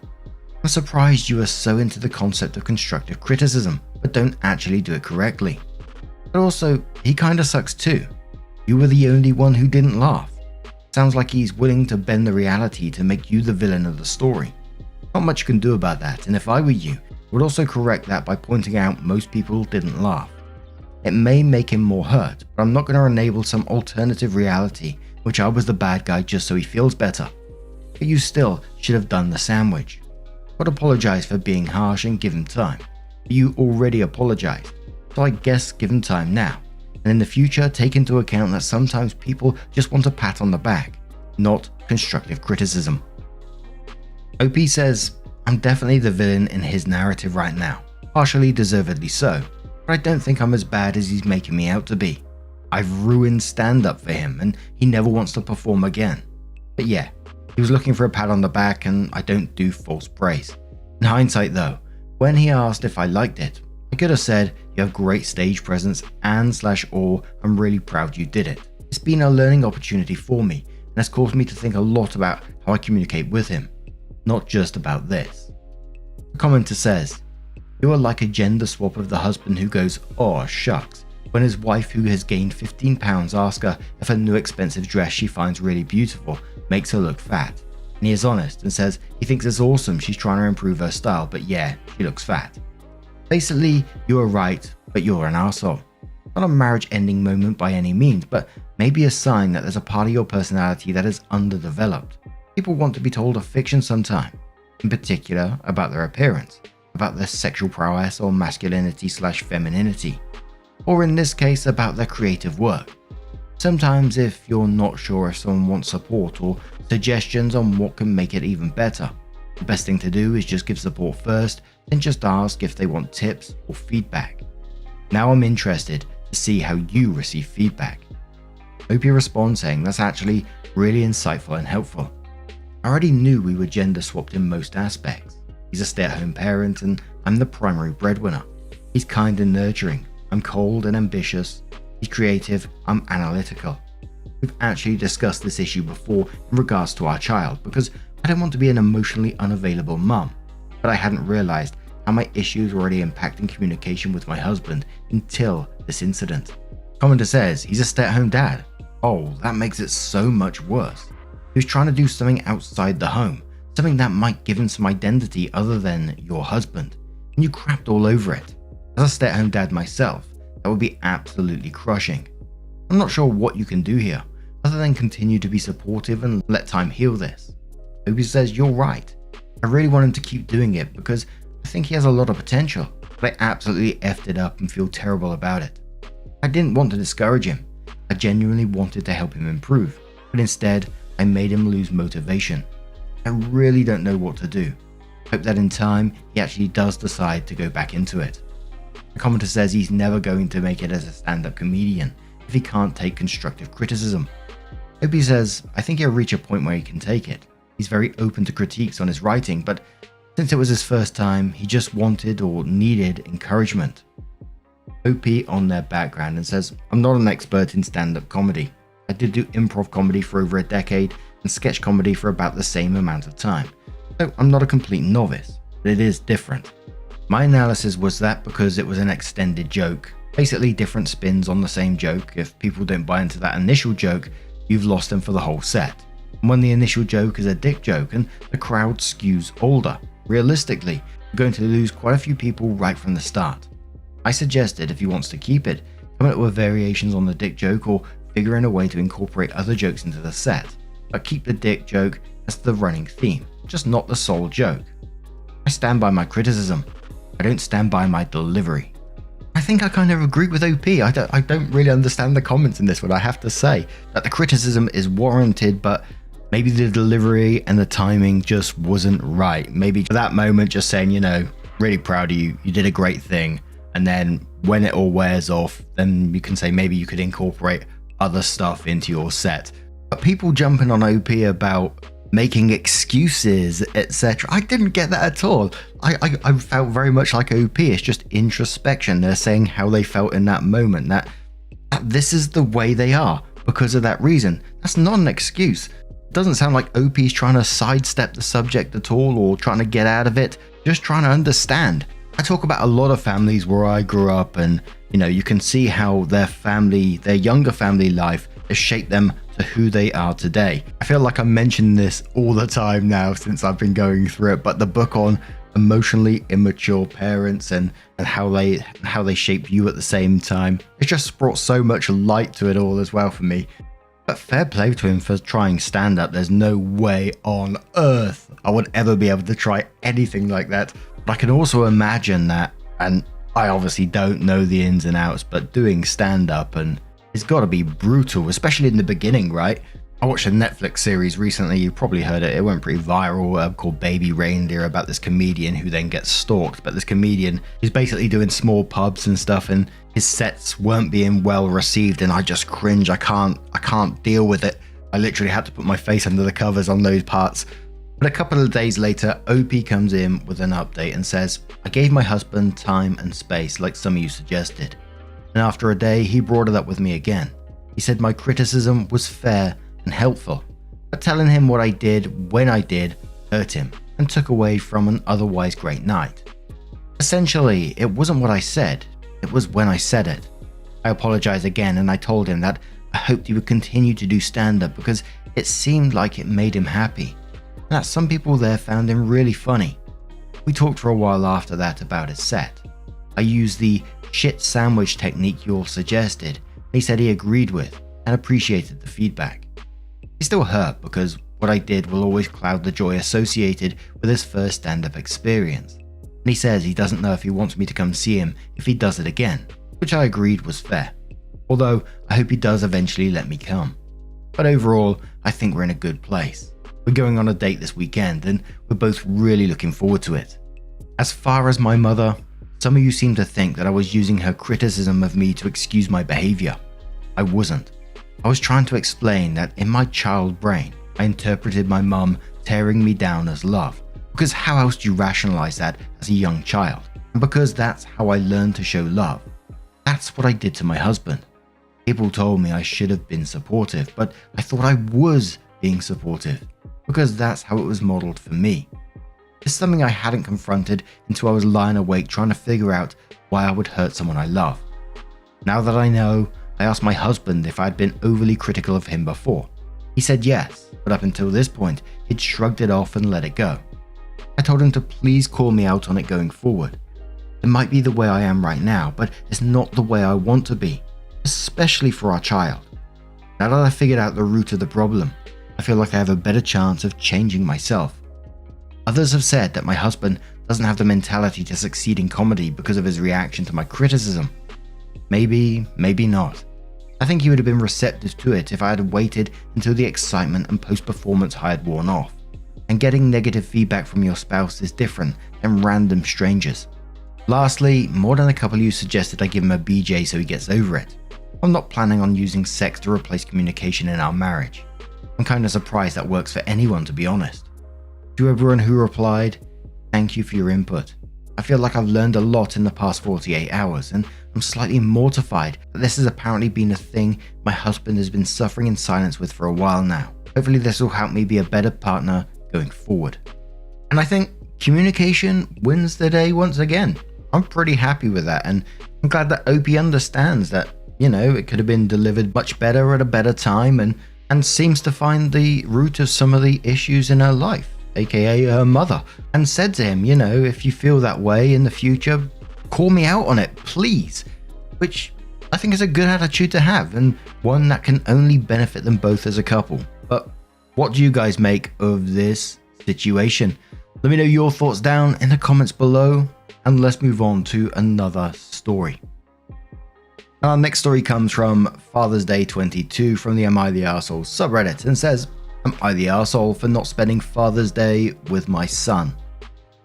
I, 33 male, lost my father at a young age.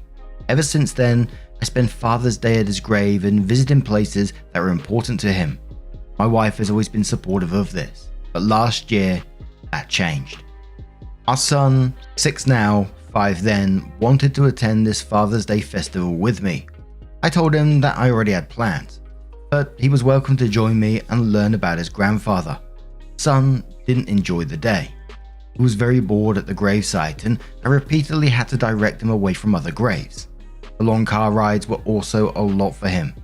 I decided that this type of experience shouldn't be repeated again for him until he is older. Tickets for this year's festival just went on sale, and this morning my wife gave me 2 tickets, an adult and child, for me and my son. I reminded her that I had plans. She got mad and told me that my dad would be disappointed in me for neglecting his grandson. I don't neglect my son. I got really irritated with my wife. I told her this one day is all I ever asked for, and I'm not giving it up. She called me an arsehole and said if I don't take son to the festival, she will tell everyone that she's present because her husband is a deadbeat dad. I think she's out of line. Am I in the wrong? And there's some replies to OP, and OP replying to them as well. So the Shadow of Yule says, think of it this way. If your father was alive, would you want to spend Father's Day at a festival with him, or at your grandfather's grave? Your father is gone, but your son's father is not. Appreciate what time you have with your son because you do not know how long you have with him. No one's an arsehole here. OP says this has hit me more than any other comment. Yeah, I would really like to have gone to this festival with my dad. It hadn't started yet back then, but if it had, he would have taken me. Thank you for asking this question. It definitely shifted my perspective. The Shadow of Yore says, I'm glad I could help. I'm not sure if you've seen the other comment, but why not visit him on his birthday? Everyone wins then. You get to see your father and your son gets to go to the festival with you. Opie says, this is going to sound odd, but my dad didn't celebrate his birthday. My mum told me he didn't like talking about his birthday, although he always made a big deal out of hers and mine. So neither of us know why he didn't like it. Maybe he was planning on telling me one day, but I'll never know. However, I do have a couple of alternatives I'm considering. Regardless, I've decided to take him. The overwhelming "you're the arsehole" verdict is pretty convincing. I guess grief blinded me. I do still think that what my wife said was out of line and that needs to be a conversation, but my son is an innocent and he deserves good memories. Miyuki M says, you were deprived of far too many Father's Day celebrations with your dad and now you're depriving your son of them too. Your grief is understandable and it sounds like you've established a tradition that brings you some measure of comfort. However, it's time to start focusing on the relationship in front of you rather than the one that's in the past. When your son is old enough, perhaps you can re-establish a tradition or, as others have suggested, go to the cemetery on your dad's birthday instead. You're the arsehole, but gently. Good luck. I find this just like incredibly sad for your son, and you know, the more this carries on, I can only feel like resentment is going to build up. And that last comment from Yuki M, who said, you know, you're depriving your son of them too now, is spot on. And I understand grief, and I always say, you know, grief comes in many forms, and grieve whatever way you want as long as you're doing it in a healthy way, but this doesn't feel healthy. It may be bringing you some level of comfort, and I totally understand that, but you're damaging your relationship with your own son. And sometimes I think in like certain situations where I think about my parents and I think what they would have wanted for me, and I always joke about it before, and you know, me and my mum and my dad were a little bit of a dark sense of humor in some ways, and you know, she always used to say, when I'm gone, if I catch you sort of like grieving for me or crying for me or whatever, I'll come back to haunt you, in a jokey, banterish sort of way, just the way that we were. But OP comes in with her update and says, edit, initially my plan was to get an unbiased perspective. I figured since almost everyone agreed that I was the arsehole, it really was important to go to this festival. However, the flood of vitriol that followed gave me pause. There's really no such thing as an unbiased perspective. Everyone has an agenda. The caustic comments prove that. A polite person asked if I'd have wanted to go to such a festival with my dad. That hit me because, of course I would. I would want to do almost anything with my dad, who I miss. Kids love festivals, so of course I would have enjoyed this as a kid. However, my dad never spoiled me, and I'm not going to teach my son that the sun revolves around him either. Ugh. There are plenty of festivals and carnivals we attend throughout the year. That can't be every day. This is Dad's day. His only day. and I'm not going to take it from him. I talked to my mum about what happened and she told me I wouldn't reward son for having a tantrum, but I am rewarding wife, and she's right. On June 19th, I'm going to take my son to my hometown to spend the morning with my mum while I visit the grave. Then I'll take him to lunch at my dad's favourite restaurant. We go swimming nearby the place Dad used to take me fishing. I'll take him to get ice cream. It'll be a nice day, and it will be a day that honours my dad. My wife can go to the festival if she wants, but son will not be attending. I know many of you were excited that I decided to take him, but I'm not going to teach my son it's okay to be selfish. I'm going to continue to teach him about dad so dad can live on in spirit. Make my son the focus of almost every holiday, but this is Dad's day. That's an important lesson for him to learn. Sometimes it's not about us, sometimes it's about others. So Minxie Mouse comes in and quotes OP first, saying, I figured since almost everyone agreed that I was the arsehole, it was really important to go to this festival. Minxie Mouse then says, oh thank God, and then quotes again saying, however the flood of vitriol that followed gave me pause. There's really no such thing as an unbiased perspective. Minxie Mouse then says, oh you fucking jackass. He was still set on what he wants to instead of what his son wants to. He has no reason to bring his wife's problems up. What kid had fun in a graveyard anyway? What a selfish prick. Sir Lay says, gotta love a post like this. He's such an arsehole that when it's confirmed by hundreds of people, he doubles down on his decision out of spite.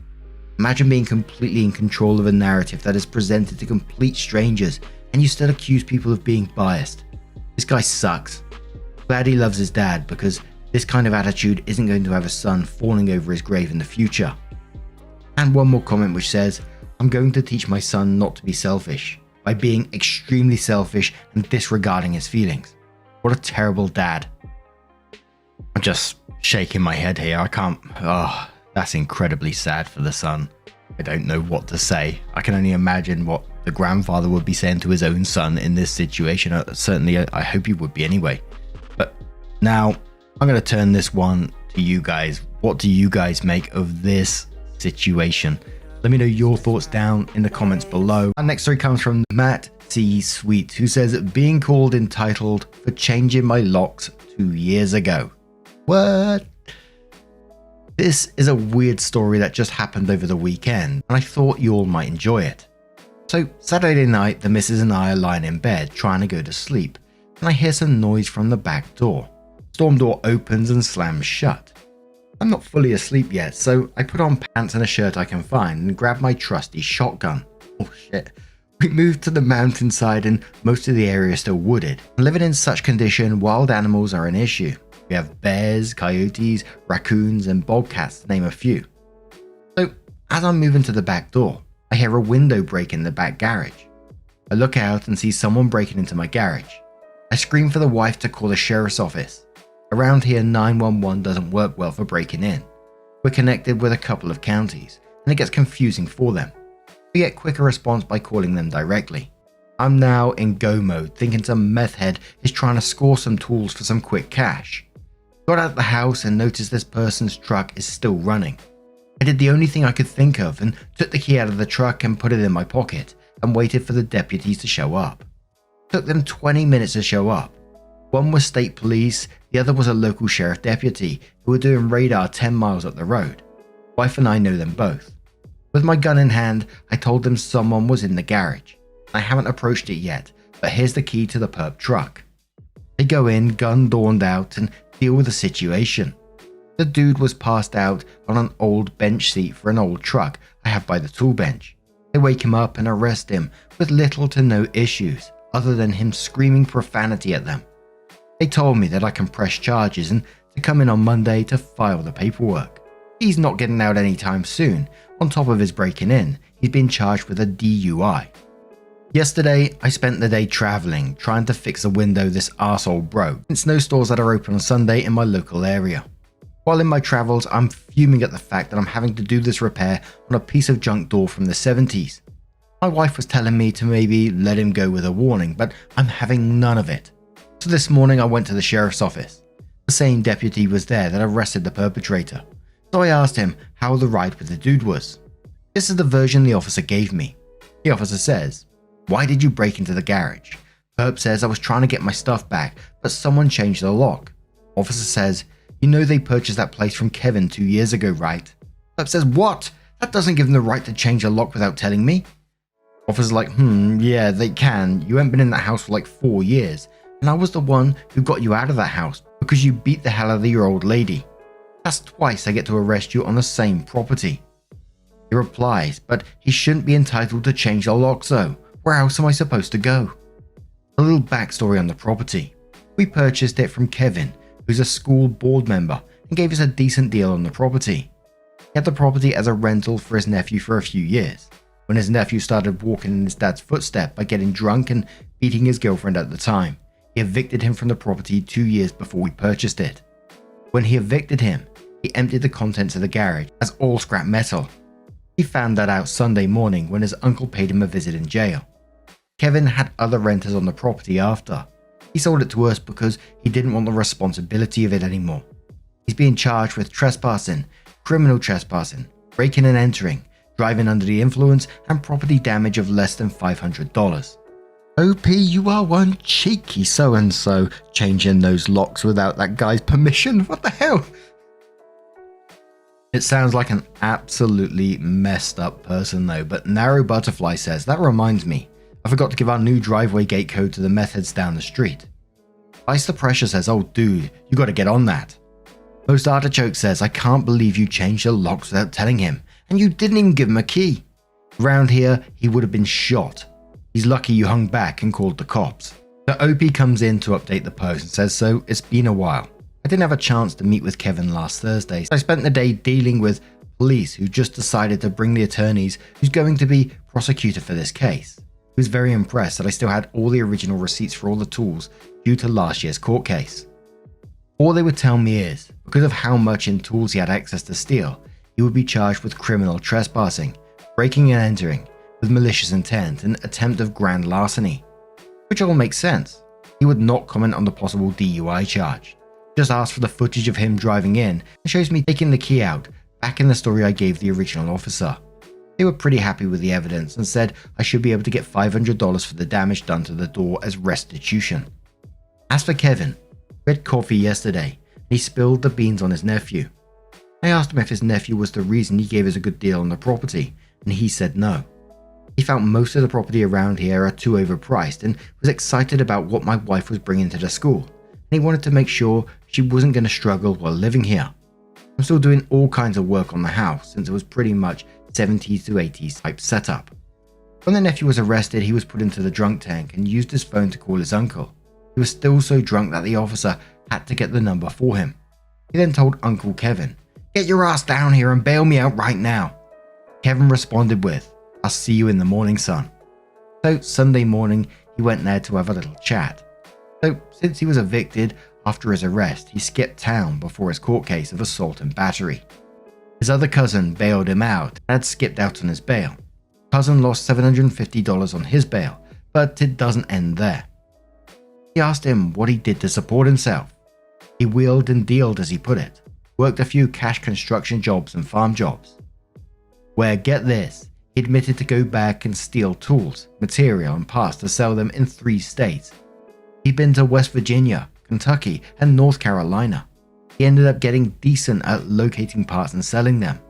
This is the twist. One person approached him because he was looking for a couple of blocks and transmission.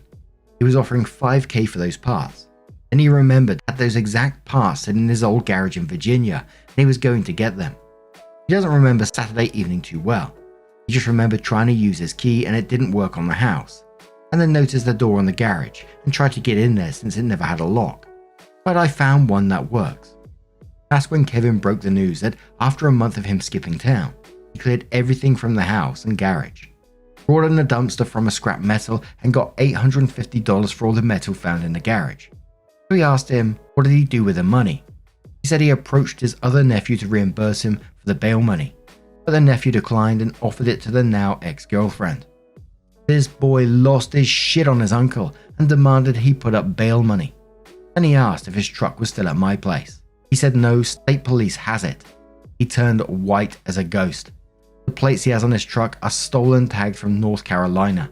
He has no driver's license. He asked him if he was in trouble in any other state. He said he didn't know. After he would score, he'd skip town. Kevin gave all that information to the attorney, and for them to possibly check any other state and city for open investigation on theft. On Thursday, he demanded for a bail hearing, and it should come to no surprise that the judge denied any bail whatsoever. I asked Kevin what happened to the ex-girlfriend. After the nephew was arrested, he went to visit her and wanted to make sure she was going to press charges, so that the nephew might be able to get sober and get his life straight. He told her not to let nephew on the property, and he was going to give her a couple of months rent-free to figure things out. She ended up moving to Harrisonburg with her sister. She had a pretty fucked up upbringing, and sister was now able to help her as she's no contact from mum and stepdad. They grew up in Elkin, WV, and both trying to leave nastiness. Sister ended up getting better with education. She just tried to hook up with the first guy that could take her out of town. He hasn't spoken to her in 3 years, so that's pretty much all the info he had on it. The top comments on that was says, "I'd love to know how much time he's facing in jail time." Unhappy reply set saying, "Not enough." PA reply saying, "This guy has a domestic violence charge, plus OP listed and the DUI, plus admitted to theft across state lines, might bring federal charges." OP responded saying, "Plus he skipped bail and was on the run for 4 years." What an absolute mess of a person. How many times can you make the wrong choice? It seems like every single choice he made was a bad one. Now, I'm going to turn this one to you guys. What do you guys make of this situation? And I figured, we've covered one entitled People story. Let's stick with a theme, shall we? Our next story is from KeysAround4389. It says, "Sister-in-law is offended that she wasn't informed on my pregnancy." I got pregnant in November. Previous to this, I had a difficult miscarriage. This time around, I decided not to tell anyone of the pregnancy until I was 12 weeks along. A couple of times during those initial 12 weeks, sister-in-law would ask point blank if I was pregnant. I always tried to politely brush it off and just hold my belly and say I love food, implying I'm just fat. Once 12 weeks rolled around, my husband and I told my parents and his parents. I guess his parents told his sister, but that didn't bother me too much. I figured it's past 12 weeks, so it's not a secret, and sister-in-law had been pregnant before, so she knows how private these things can be.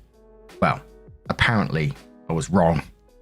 My in-laws had a gathering at my husband's grandmother's house, and several times sister-in-law brings up how I'm pregnant and she called it. At one point she called me a liar because I didn't confirm with her when she asked point blank. I just kept looking away, and people were giving her weird looks, but not confronting her. Nobody was really even speaking to her. She was just talking loudly to herself. She just didn't drop the subject, so I looked her straight in the eye and said, "Why are you so obsessed with my uterus? Seems a bit weird." And she got offended and called me a liar again for not confirming with her when she asked point blank. I looked at her again and said, "Asking if someone is pregnant is a really rude question. I don't know why you think it's appropriate. But of course, if you always want to be the first to know, I can text you post-coitally every time I have sex with your brother. That way you can even have an astrology sign of the future baby figured out." She looked at me disgusted and just kept saying it's wrong to lie, and my husband and I and my toddler left. I burst into tears as soon as we left, but my husband was completely on my side about it.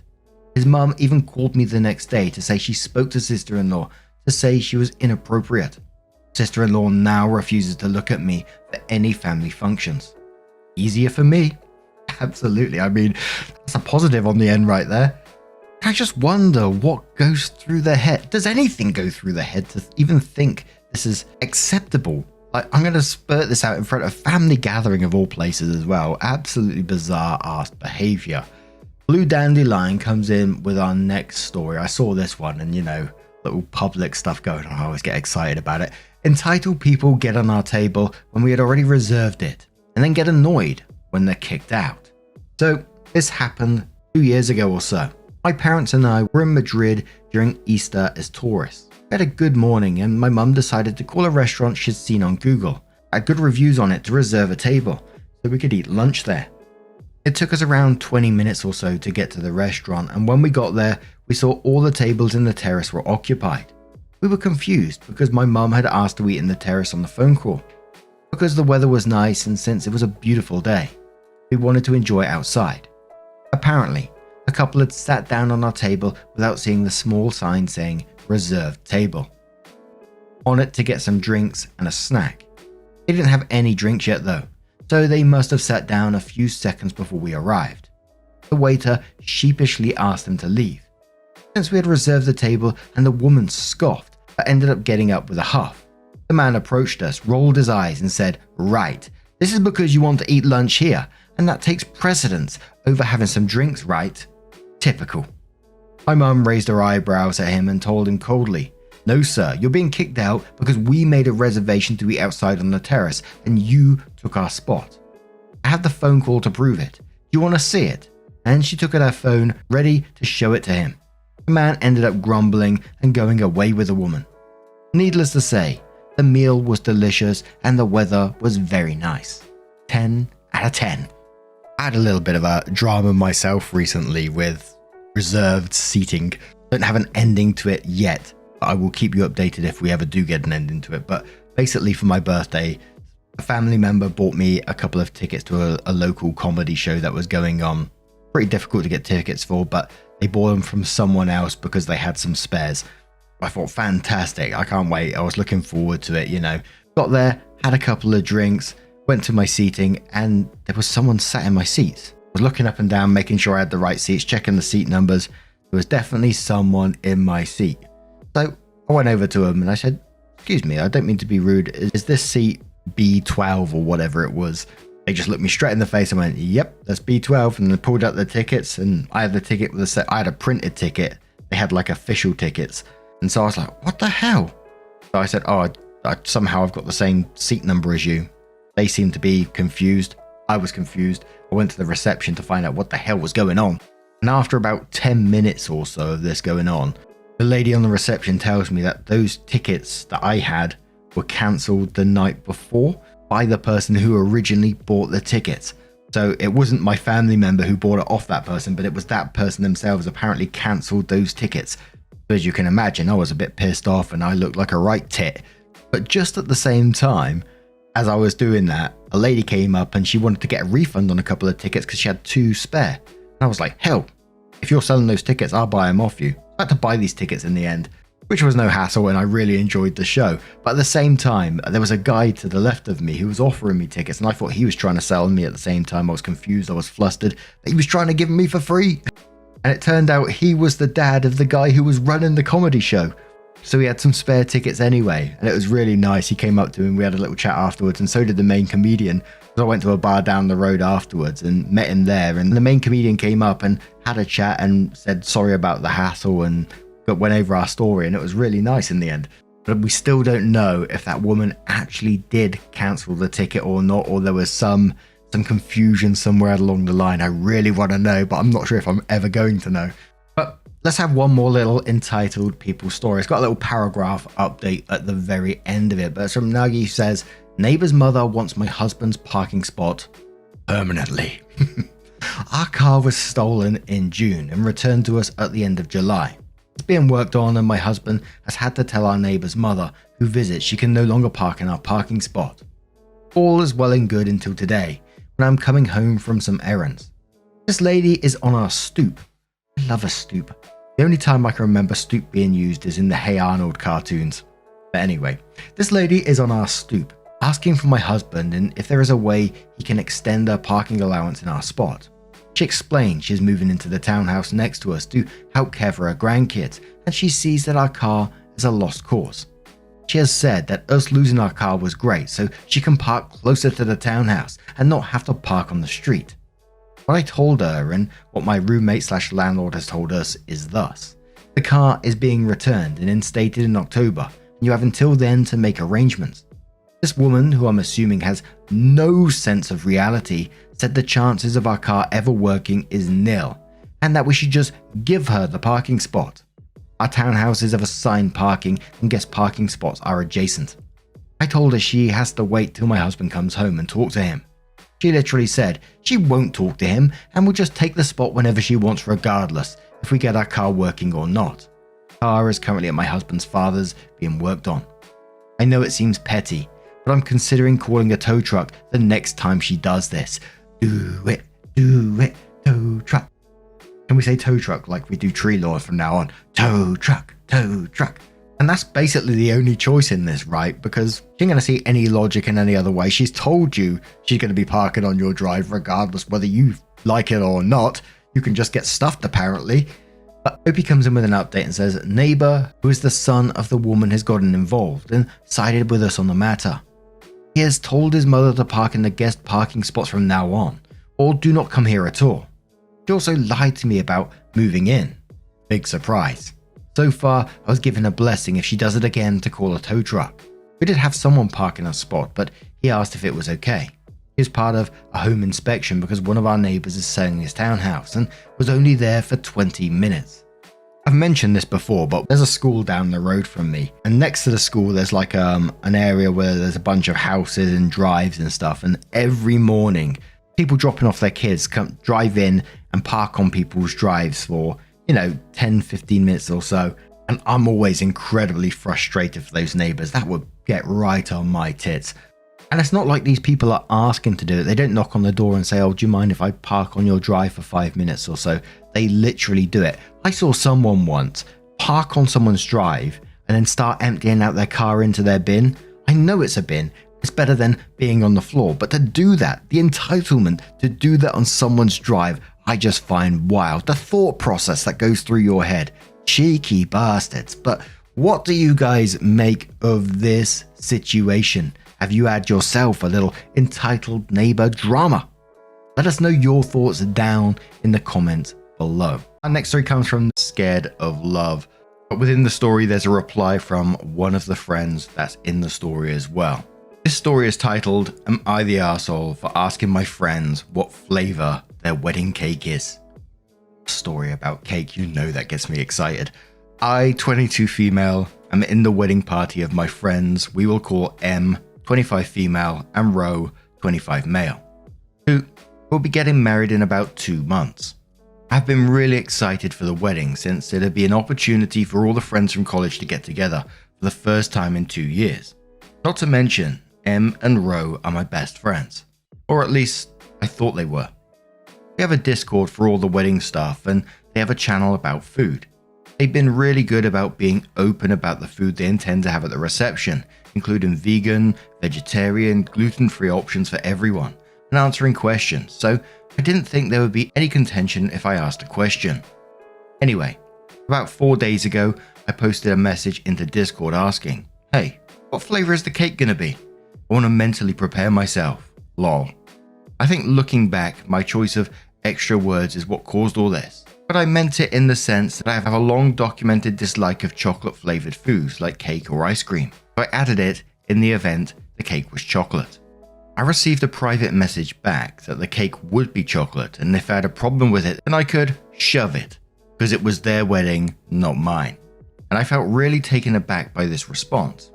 Never did I mention that I would have been upset, and I certainly wouldn't have put up a stink about it. It's exactly like M has said. It's their wedding. I explained as much and tried to apologize for any offending I did, but she got even more defensive and started basically blasting me for implying that she was offended. I was just left overall very confused. I gave it 2 days before I tried apologizing again and smoothed it over, figuring she may have just been having a bad day. But I got shut down again, telling me she didn't need my apology because nothing was wrong and I needed time. Stop trying to make it seem like shit was wrong between us and to just drop it. I text Ro to see if I could gauge what was wrong, since he and I have always had an open dialogue about things like this, but he basically just told me he couldn't talk to me right now, and I have to imagine it's because M told him not to. It's been 2 days since then, and I'm just really confused. This whole thing has made me want to drop out of the wedding party and honestly not go at all. I wish Ro would talk to me and M would be honest. I can't help but think maybe I just don't get how stressful planning a wedding is, and like maybe they've gotten pushback from other people on other things, and somehow it's being taken out on me. Or is it really a big no-no to ask stuff like this? I don't know. This is the first wedding I'll ever gone to, so am I the arsehole? So we're not going to read any of the comments just yet because that's where basically the update comes in. It kicks off in the comments, it gets real juicy. I would just say my piece for now, and without considering the fact that I know something's going to happen in the comments. I don't know exactly what's said at the moment, but I kind of feel like because of that and the way the story read, you know, there's missing info to this as well. There's more going on in the background. I mean, I never understand why people post their stories and they don't give the full information, because why wouldn't you? Because you're just lying for your own benefit then. But I found the comment itself really weird at the same time as well, that you need to mentally prepare yourself to eat someone else's wedding cake. I think if someone told me that, I'd be telling me, yeah, well, don't fucking eat it then. So in the comments, Ro appears and said, "Hey Izzy, not surprised you didn't share the whole story. You never do. Just like last year's surprise party. TLDR, Izzy here spoiled the surprise and tried to claim my present was hers. I'm Ro, the groom-to-be. I don't do Reddit, but my best man does and frequents this thread. He saw this post and it was so obvious it's you. The whole cake thing did happen, but it's not the whole story, and did not go the way Izzy claims. First off, cake was not her only complaint. You refused to have a joint bachelor/bachelorette dinner because I have poor taste. You said my suit was tacky because I wanted white and not traditional black. You whined about the bridesmaids' dresses being purple because you wanted ivory. Any decision we've made, there's always a complaint. And M has done nothing but be patient and try and find common ground. She should not have to change her wedding choices for you. Second, we never told you to shove it. M only messaged you privately because she was tired of having to argue in the group chat. Everyone else is tired of your bullshit too, so we didn't want to bother them with it. It's a cake. Eat it or don't. You've hated me ever since I joined the friend group, and that's fine, but you will not ruin M's day because of your pettiness. If you care about her, then honor her decisions. Of course, M is different because she grew the fuck up. All of us did except you. My god, you're fucking 22. Stop acting like a spoiled teenager. Chocolate cake will not kill you. By the way, arsehole, I'm 26, not 25. Pay attention. I wasn't angry about this until you decided to go to the internet for pity. It's pathetic and immature. For the record, M double-checked my response. She signed off on it. Get it together. The OP responded to this. They said it's pathetic and immature to anonymously post asking for advice on Reddit. But you coming here starting shit and posting my real name isn't. Okay, Marcus, since we're not hiding anymore, how does it feel to have your shit aired for real? Here's how I know M didn't sign off, because she never would have agreed to using my real name.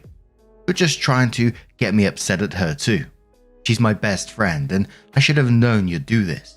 You always tried to manipulate us into being mad at each other. Case in point, when I had planned this really awesome dinner for just her and I, and you had to plan her a surprise party for the same day. I just wanted alone time with my best friend, but you couldn't wait one day for the party. M has known me far longer than you, and no offense, I'm sure I know her better than you do. But I kept my mouth shut because I love her and just want her to be happy. I complain about everything. And how come I've never said anything about the hundreds of times you've made M cancel plans with me to go hang out with you? I just wanted my BFF to spend a little time with me, but not allowed to have sleepovers anymore because it makes you uncomfy, or take a girls trip for the weekend because too expensive. Sorry you can't take care of her like I can. Some of us can afford rent. Clearly this was never about the cake, and more so about you hating me. I was fine when you joined the friend group, but you clearly weren't fine with mine and M's relationship. You've been the same towards some of her other friends, who I'm sure would agree. Get a life, Marcus, and stop trying to take mine.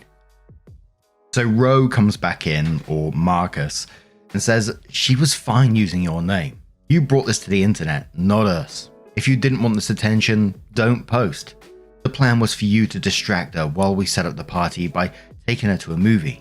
Not going to the movies, then taking her to dinner and telling her of the party. We waited hours expecting you all to be back.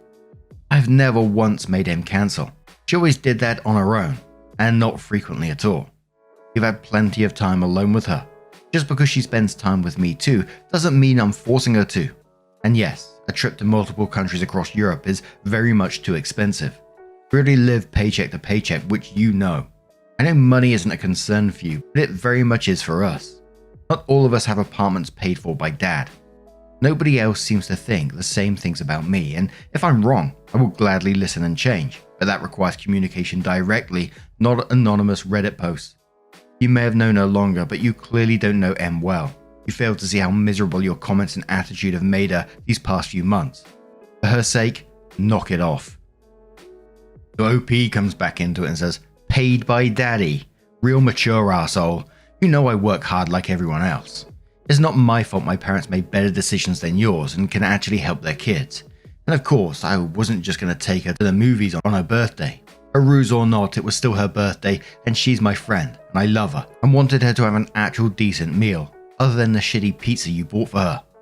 Also, yeah, maybe you didn't tell M to cancel, but knowingly asking for the plans we had then is basically the same thing. Before you, she was fine. She had everything she needed. And for all the comments saying, I have a crush or want to fuck M, you're delusional and you know nothing about me. We're best friends. I love her. She loves me.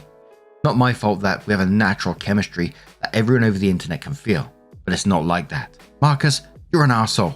You've been an arsehole since day one. Just admit you're not the guy who can give her what she needs and move the fuck on and leave us alone." So people were curious, obviously, down in the comments below. The commenter said, "Hey, scared of love," which is the OP. "Did you really make a fuss because you wanted the bridesmaid's dress to be ivory instead of purple?" They also ask Ro or Marcus a question and says, "Did you really make your fiancé cancel sleepovers because it made you uncomfortable?" Ro or Marcus says, "No, I never made M cancel anything. I'm fine with her having sleepovers.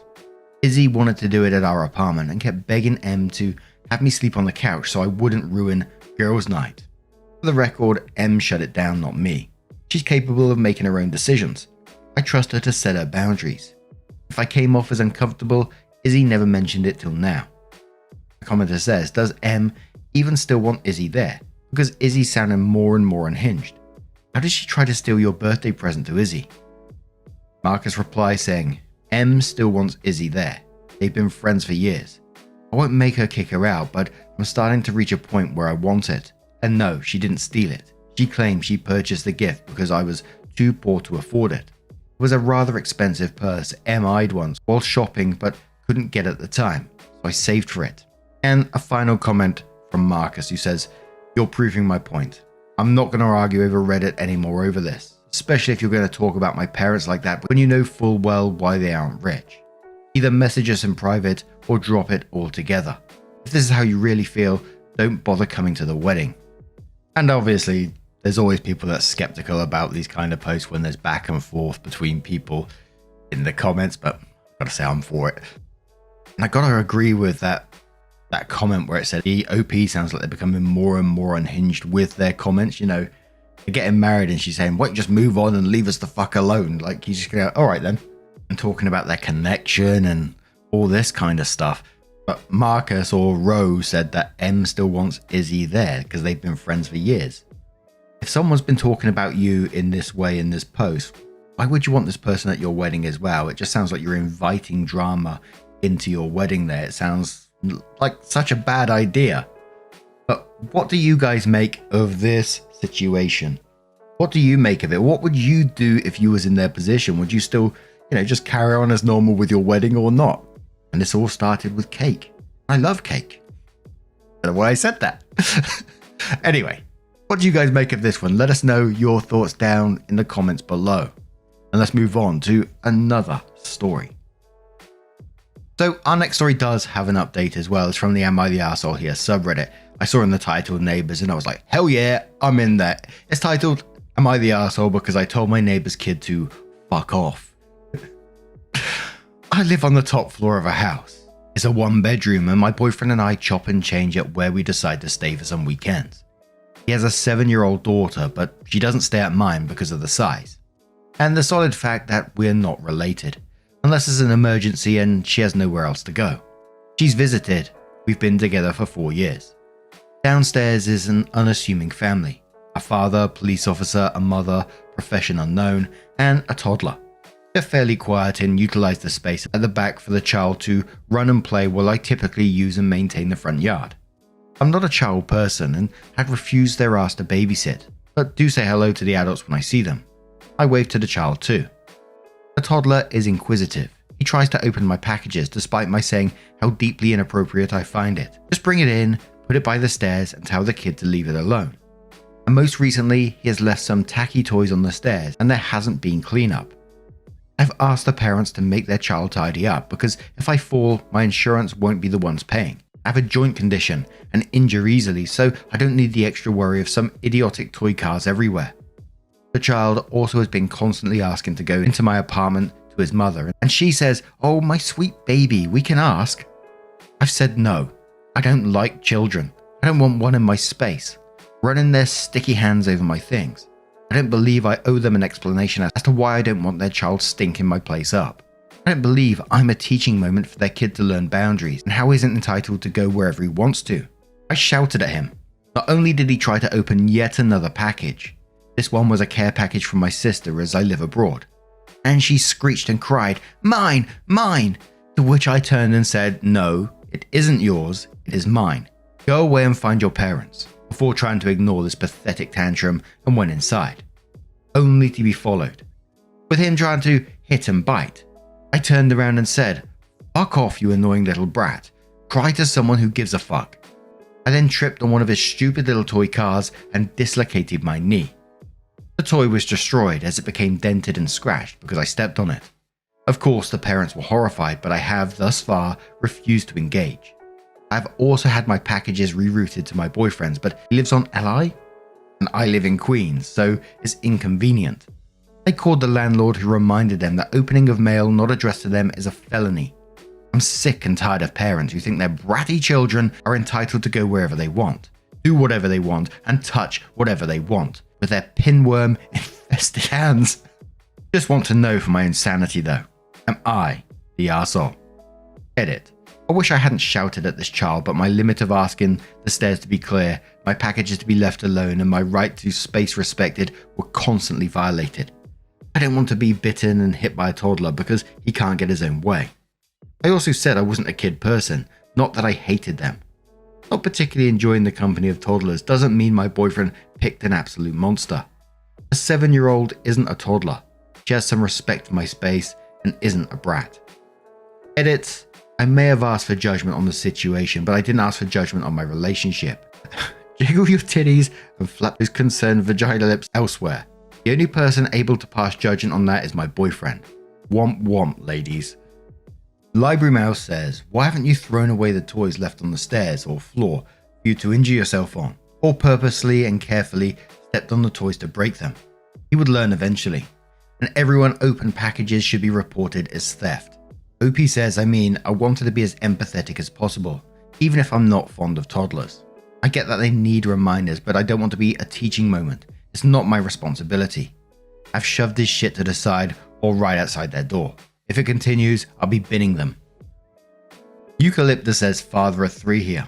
I totally understand you. Parents nowadays seem to always pick the easy way, not realizing that it leads to way more work and stress down the road. Also, it's frustrating for parents who do set limits, dealing with questions like, why are all the other kids allowed to run around with sticks near random people's cars and we are not? So unfair. Not the arsehole." One more comment which says, "Not the arsehole. I don't like children either, but I can be cordial around them. However, having to deal with that level of child would have me fall into a mental breakdown. And you know why I don't like children in the first place? Because communicating with them is so fucking hard, and I already struggle with other adults. There was not much else you could do since the parents are so unbelievably entitled. Their kid is not your kid, not your boyfriend's kid, and therefore none of your fucking stuff or days or whatever should be ruined because Mr. Prince from the first floor wants it." So OP comes in with her update and says, "So I posted my experience with my downstairs neighbor and their child. Go and see that post for the full picture," and shares the link. I've since returned home from being cared for by my boyfriend, and the issue is somewhat, though not quite, resolved. When I got back, the first thing I saw was the child, 4 male, playing on the steps up to my apartment with his toys. Furiously, my boyfriend knocks on the door and tells the mother to stop this nonsense, and if we see any of the toys on the steps again, they will be thrown out. The child is removed, kicking and screaming. When we got back, we brought with us a lockbox for my parcels. We had a conversation with our landlord who issued the family with a warning. Points of egress need to be kept clear, and that allowing a child to fully open my packages is indeed illegal, though hardly able to be punished. Accidents do happen, I'm aware, but they didn't happen more than 3 times. I also passed on my insurance bill to them because I refused to pay for being in an accident that was wholly preventable by them. I'm also in physical therapy for my knee and back and not paying for that either. The door leading to the stairs of my upstairs apartment has been fixed so the child cannot play there. This has upset the mother in particular, who fully said, "I want to teach my child that everyone loves and accepts him." "I don't love your child," I replied, something to this effect. "He doesn't mean anything to me beyond the fact that he is the child of my neighbors. You don't love me, do you? You didn't even listen when I expressed concern about toys on the steps or your child throwing tantrums when I take my packages from him." I honestly couldn't believe the entitlement. The father was not happy with our responses to each other but didn't speak up. We left it at that, and later, like a few days, I'm sitting outside with my boyfriend and his child, 7 female, as they played with a frisbee. The downstairs child comes over trying to play. Boyfriend's child says no. Fair, she just wanted to play with her dad alone, and he is told to go back inside, because we're not responsible for some random 4-year-old. The kid pitches a fit, so my boyfriend goes to knock on the door to ask the mother to come get him. She insists we play with him. We insist we're not obligated to do so. The child has already hit my boyfriend's kid, and she angrily shoved him over, gave him a slap back and screamed to go away, and he ruined their game. Immediately my boyfriend goes over to his child and tells the other one to go to his mum. We point blank refused to entertain this child and told them to leave us alone. If boyfriend's child was okay playing with the child downstairs, neither of us would have intervened. Still didn't know. She also shouldn't be forced to play with an aggressive and, quite frankly, vile little boy. I'm glad she slapped him actually. Since then, the child has left us alone. Now, I was wondering before this if I was the arsehole, but quite honestly, I know for a fact no one would blame my boyfriend's child for lack of emotional control. So why blame a child-free adult who has reached a limit? The situation, as explained in my original post, was weeks in the making. I've also read a few other posts about parents screaming at their children, and it's all, "You're a beautiful mama bear, don't beat yourself up, we parents are not perfect." So then, why is a child-free adult suddenly a monster for not offering some random brat endless patience? Your bitchy baby isn't entitled to anything from others, let alone free care, endless patience, when you can't even offer that. Attention and love. That's on you. Thank you to those who actually could read between the lines and didn't think I was a psycho for not enjoying childish behavior or losing it with him. I'm going to watch my boyfriend's child draw some flowers in the front yard now. That's such a weird thing to try and teach your children, that everyone loves you. And, that they keep leaving this 4-year-old to just go wander out. What the hell? I'm probably the opposite of OP, and, kids in my family, they bring me a lot of joy, love being around them. Messing around, playing games, brings me back to my childhood. But having someone else's child constantly shoved in your face like that, I can imagine that, there was a tipping point like within this story, and OP basically had enough. But what do you guys make of this story? Many people agreeing with the OP, some people saying that OP went too far with the language, etc, etc. Some people saying that, yeah, OP just hit their limit and that was the straw that broke the camel's back. But what do you guys make of this situation? Let me know your thoughts down in the comments below. Our next story comes from Practical Drama 5549 from the Am I the Arsehole Here subreddit, and says, "Am I the arsehole for telling my husband his fragile masculinity is costing us money?" And the husband responds, "Back in late 2021, my husband Craig, male 41, and I, female 44, welcomed our 4th child into the world. As a result, we needed to upgrade one of our cars to something larger. We decided to trade in my super reliable Toyota RAV4 for something bigger, since I was the one who drove the kids around most often. I was open and ready to embrace minivan life and was planning to buy something reliable and safe, like a Honda or Kia. But Craig had his heart on an SUV. In his mind, minivans were too feminine. So, against my better judgment, we ended up purchasing a used 2018 Mercedes GLS 450, mainly due to his insistence. He argued that this car would offer similar space to the Kia/Honda minivans I wanted, but with added luxury. Since it was priced like a loaded Honda van, we went ahead with it. After 2 years, I can safely say we made the wrong choice. While the car does have good passenger space, it doesn't seem to have as much cargo room as those minivans. The reliability has been junk. The car has had 8 recalls during our ownership. Even when not recalled, it spends too much time at the dealership because something always seems to be broken. Some repairs have been covered under warranty, but we've still shelled out over $9,000. Maintenance not included. The car hasn't even racked up that many miles. Below are just some of the annoyances. The shifting can be rough. Sometimes I press on the gas and the car barely moves, and when it does, it's jerky. For the past few weeks, the check engine light has been turning on randomly. Numerous electronic issues. Since the car's problems have stepped up in the past few weeks, I'm beyond fed up. I don't feel safe driving it around with my kids, and I've even started getting nightmares about it stranding us in the middle of nowhere. Craig always downplays this and claims that it's normal for the car to have some issues. $9,000's worth? Fucking hell. Without maintenance, making things worse somehow. Craig's sedan has started developing issues lately. It has begun to refuse to start some mornings and will sometimes shut itself off when it comes to a stop sign or red light. On Saturday, I was supposed to drive our eldest to a soccer game and then take my younger kids to the doctor's office. When I turned on the Mercedes, it sounded very rough. The engine light was on and the temperature reading was extremely wrong. I didn't bother risking it and end up Ubering with the kids. I told Craig about it that night. He listened at first, but when I suggested selling it, he cut me off and said that he wasn't getting a van just because I wanted that. It was so combative and defensive the way he said it. And because I was so tired from the day, I lashed out. We argued and it got heated, and I ended up saying, "Your fragile masculinity is costing our family so much money." In retrospect, maybe my tone was harsh, but he was being needlessly difficult. I haven't really spoken much since then. I'll also be Ubering to work this week since I won't be touching that car. Am I the arsehole? Edit. For those wondering about the car condition, I've included a picture I took of it on Saturday when I started it up. The engine light is on and it was saying the temperature was -12 Fahrenheit, when it was really something like 60 Fahrenheit. Context for those wondering, this isn't the first instance of his masculinity being threatened by something minor.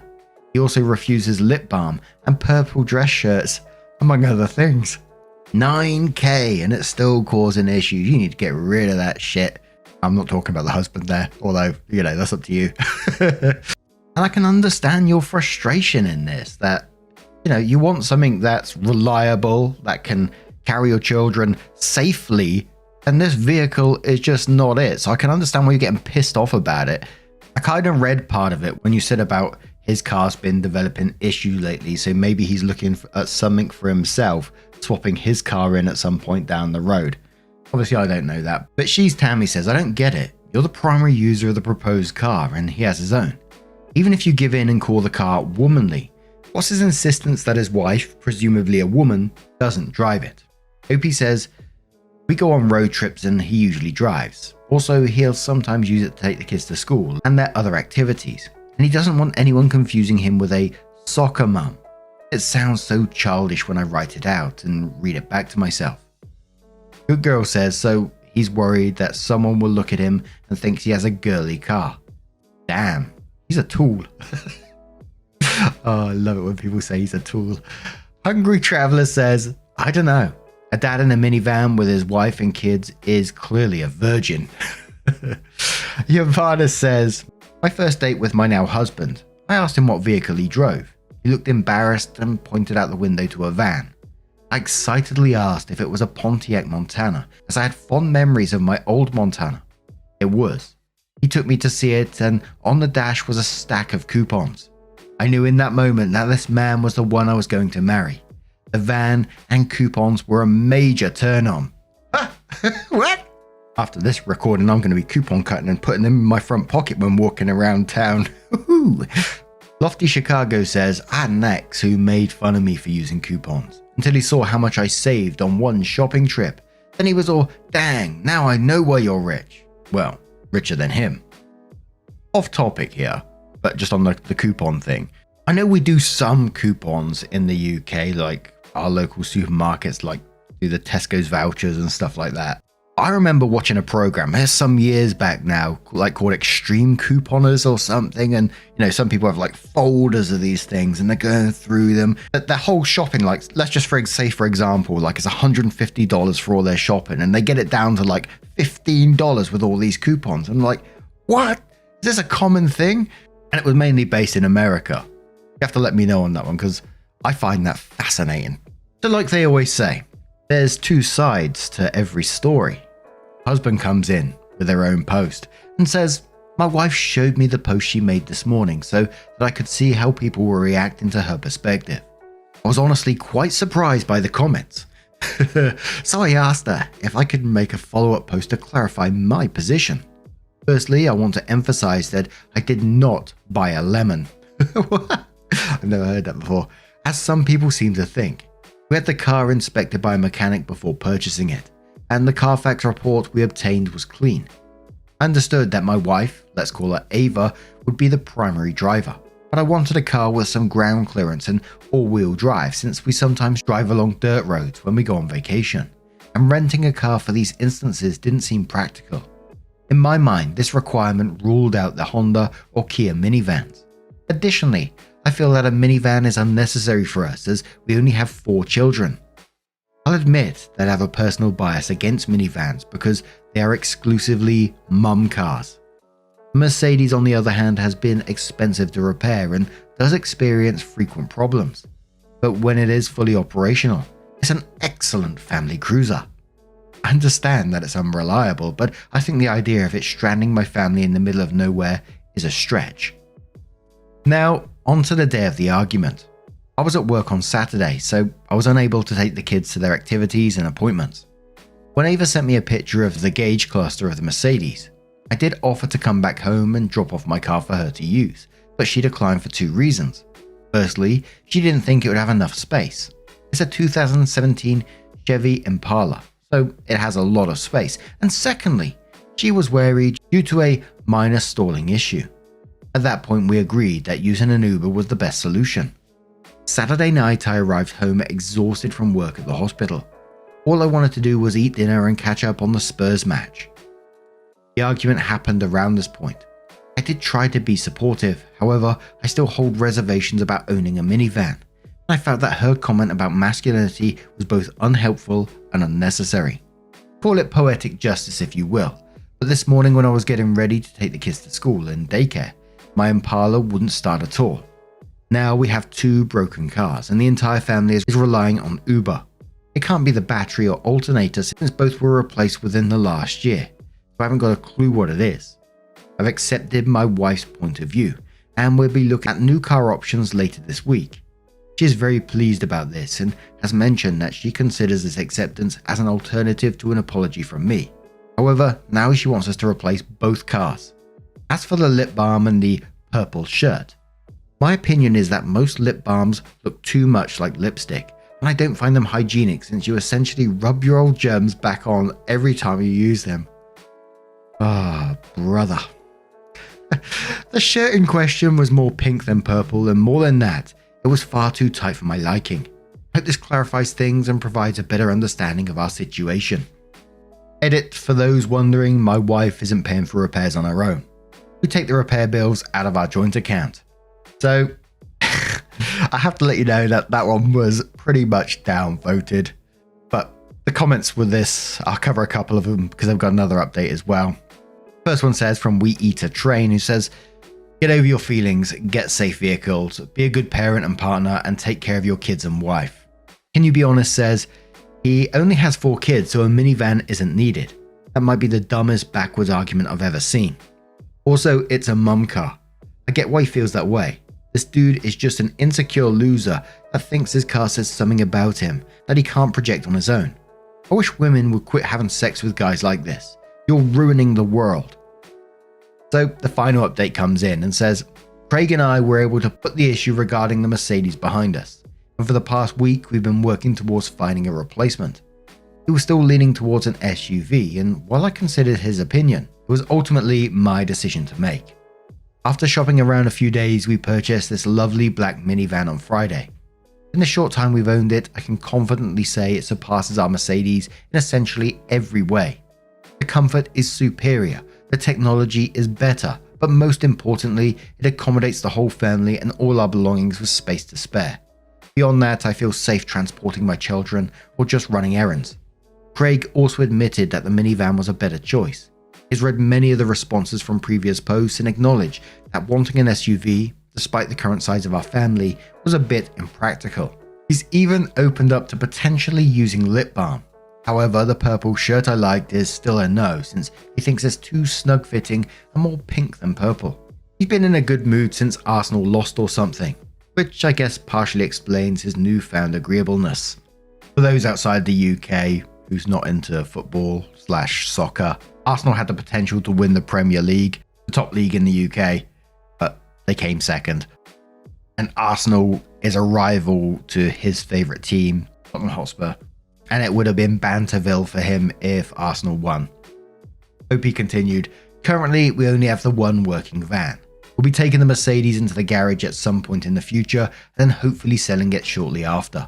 We plan to take the Mercedes to the garage in the near future and hopefully sell it soon after. Additionally, Craig's personal car will also need some repairs." And then there's a couple of comments. So Mecha Mogzilla says, "Imagine only being open to change because one group of people kick the ball better than another, instead of, to be a better person." Hater MA says, "Sometimes the balls get in the way." And Airy Apprehensive says, "Just for the Arsenal comment, he's an arsehole."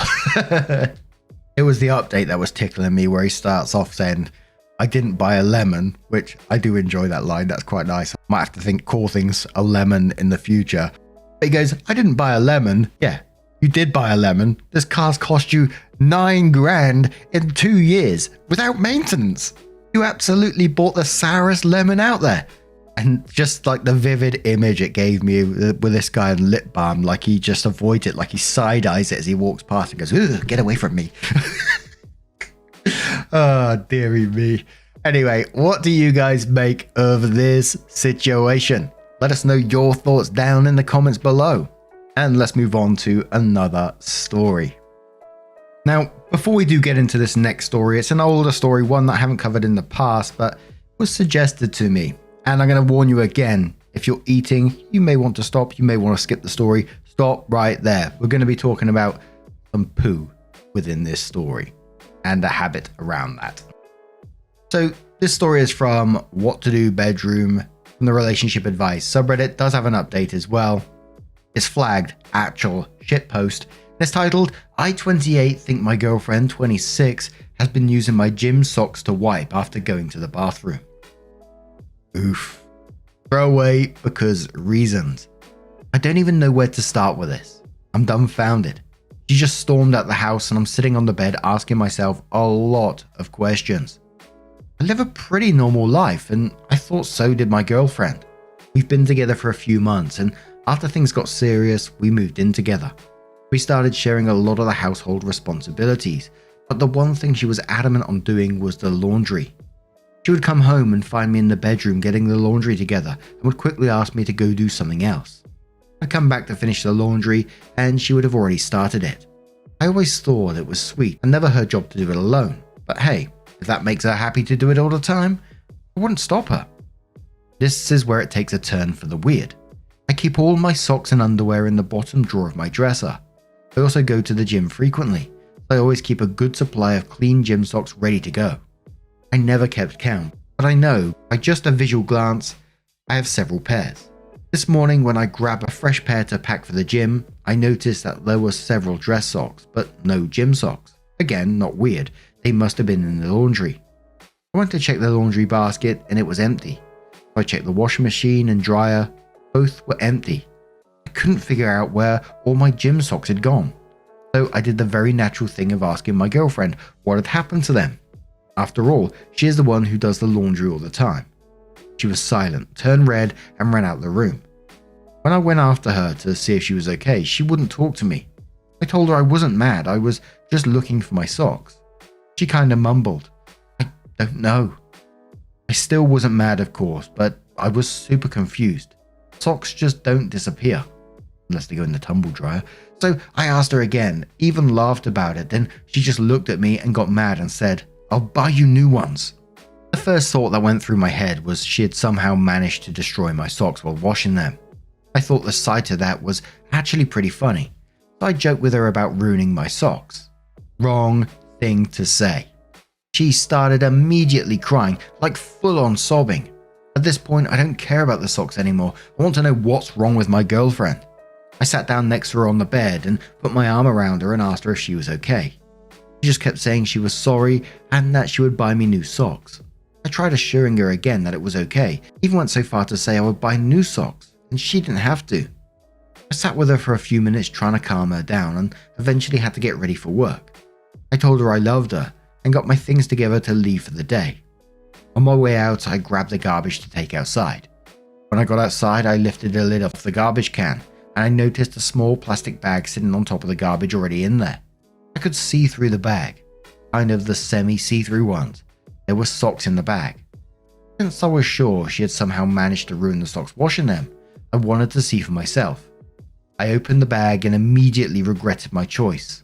There inside the bag were several pairs of my gym socks covered in what looked like poop. As soon as the smell hit me, I knew it was poop. 1. We don't own any pets. 2. We don't have any kids. 3. Whose poop was on my socks? Work could wait. I couldn't go the rest of the day wondering why my gym socks were covered in poop and inside a plastic bag in the garbage can. I grabbed the bag and walked back inside. As soon as my girlfriend saw the bag, she flipped out and started yelling at me. She said I shouldn't be going through the garbage and that I was disgusting for bringing it back into the house. I asked her to calm down and that I just wanted an answer as to why there was poop on my socks. I wasn't blaming her of anything, but she started accusing me of blaming her. That's when it clicked. I don't know what it was that led me to ask this, but everything leading up to this moment had just been so crazy. I asked her, "Is this your poop?" She started sobbing again and ran out the house. I didn't go after her this time. So now I'm sitting on the bed with a bag of poopy socks on the floor and a lot of questions in my head. The only conclusion is that she used them after going to the bathroom, which that alone has its own set of questions above everything else. I sent a text asking her to come back. She hasn't responded yet. I don't even know what I'm going to say when or if she gets back. So the update was in the same post. So we're just going to get an overview of the comments. Ones that get a fucking bidet, or is it a bidet? Bidet? Some people suggesting possible fetish. Others suggesting a possible anxiety issue around going to the toilet. Many others just going, what the fuck? OP comes in with her update and says, I had to leave for work and I'm now at work. Yes, I threw away the bag of poopy socks. She texts me back saying she's clearly embarrassed but felt she owed me an explanation. She said she didn't want to talk about it in person and that we could discuss it over texting and to not bring it up in person. I'm condensing the conversation and filling in some gaps as best as I can. Her responses are super short, but I'm getting the idea. I flat out asked her if it was a fetish. It is not a fetish. She continued to use the socks after going to the bathroom. I found the reason she always does the laundry is because she was hiding the fact that she uses socks to wipe with, primarily her own. I had no reason to question the amount of socks she ever has, because who pays attention to that kind of thing? She thought I would notice and think it was weird, since she doesn't own many socks. She admitted she has done this for a long time. Her reasoning, as best as I can understand, is that because she is a germaphobe, her words, and she is afraid toilet paper will tear and is afraid of getting her hands messy in any way. She uses socks because it covers her entire hand. After she's done with them, she throws them away. She used mine because she didn't have other socks. So my girlfriend has a fear of getting poop on her hands, so she wipes with socks, and has done so for a long time. It could be worse, I guess. Hope we can laugh about this later. I'm trying to find the humor in it now, but I'm still weirded out. What? That left me with more questions more than anything. The logistics of this. I hadn't thought about how she was wiping till she said it covers her whole hand, so she literally puts the whole sock over her hand like a glove, because she doesn't want to get mess on her hands.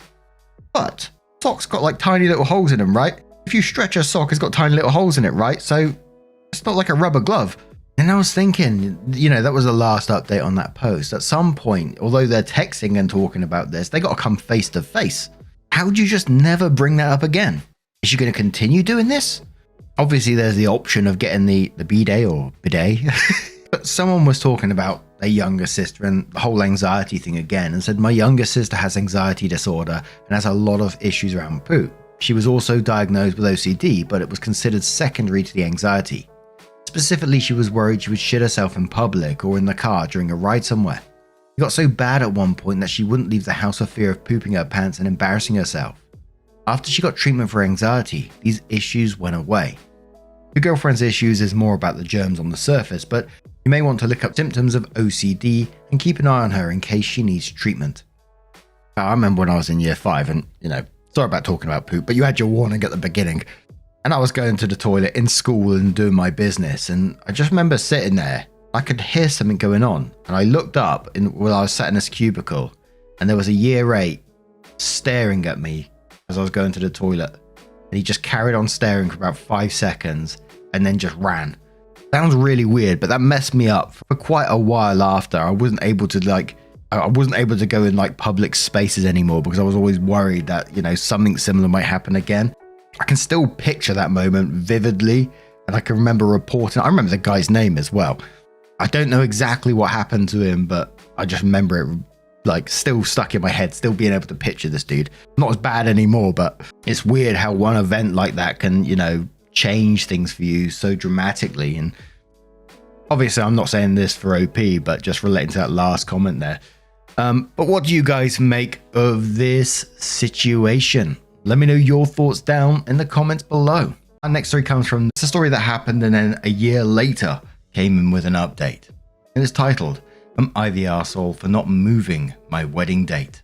My fiance and I got engaged, and when looking at dates we realised our anniversary falls on a Saturday this year. Perfect, right? We immediately started planning because it's approximately 9 months out and we have to move quick to pull a wedding together. We told everyone the potential date this weekend and all seemed well.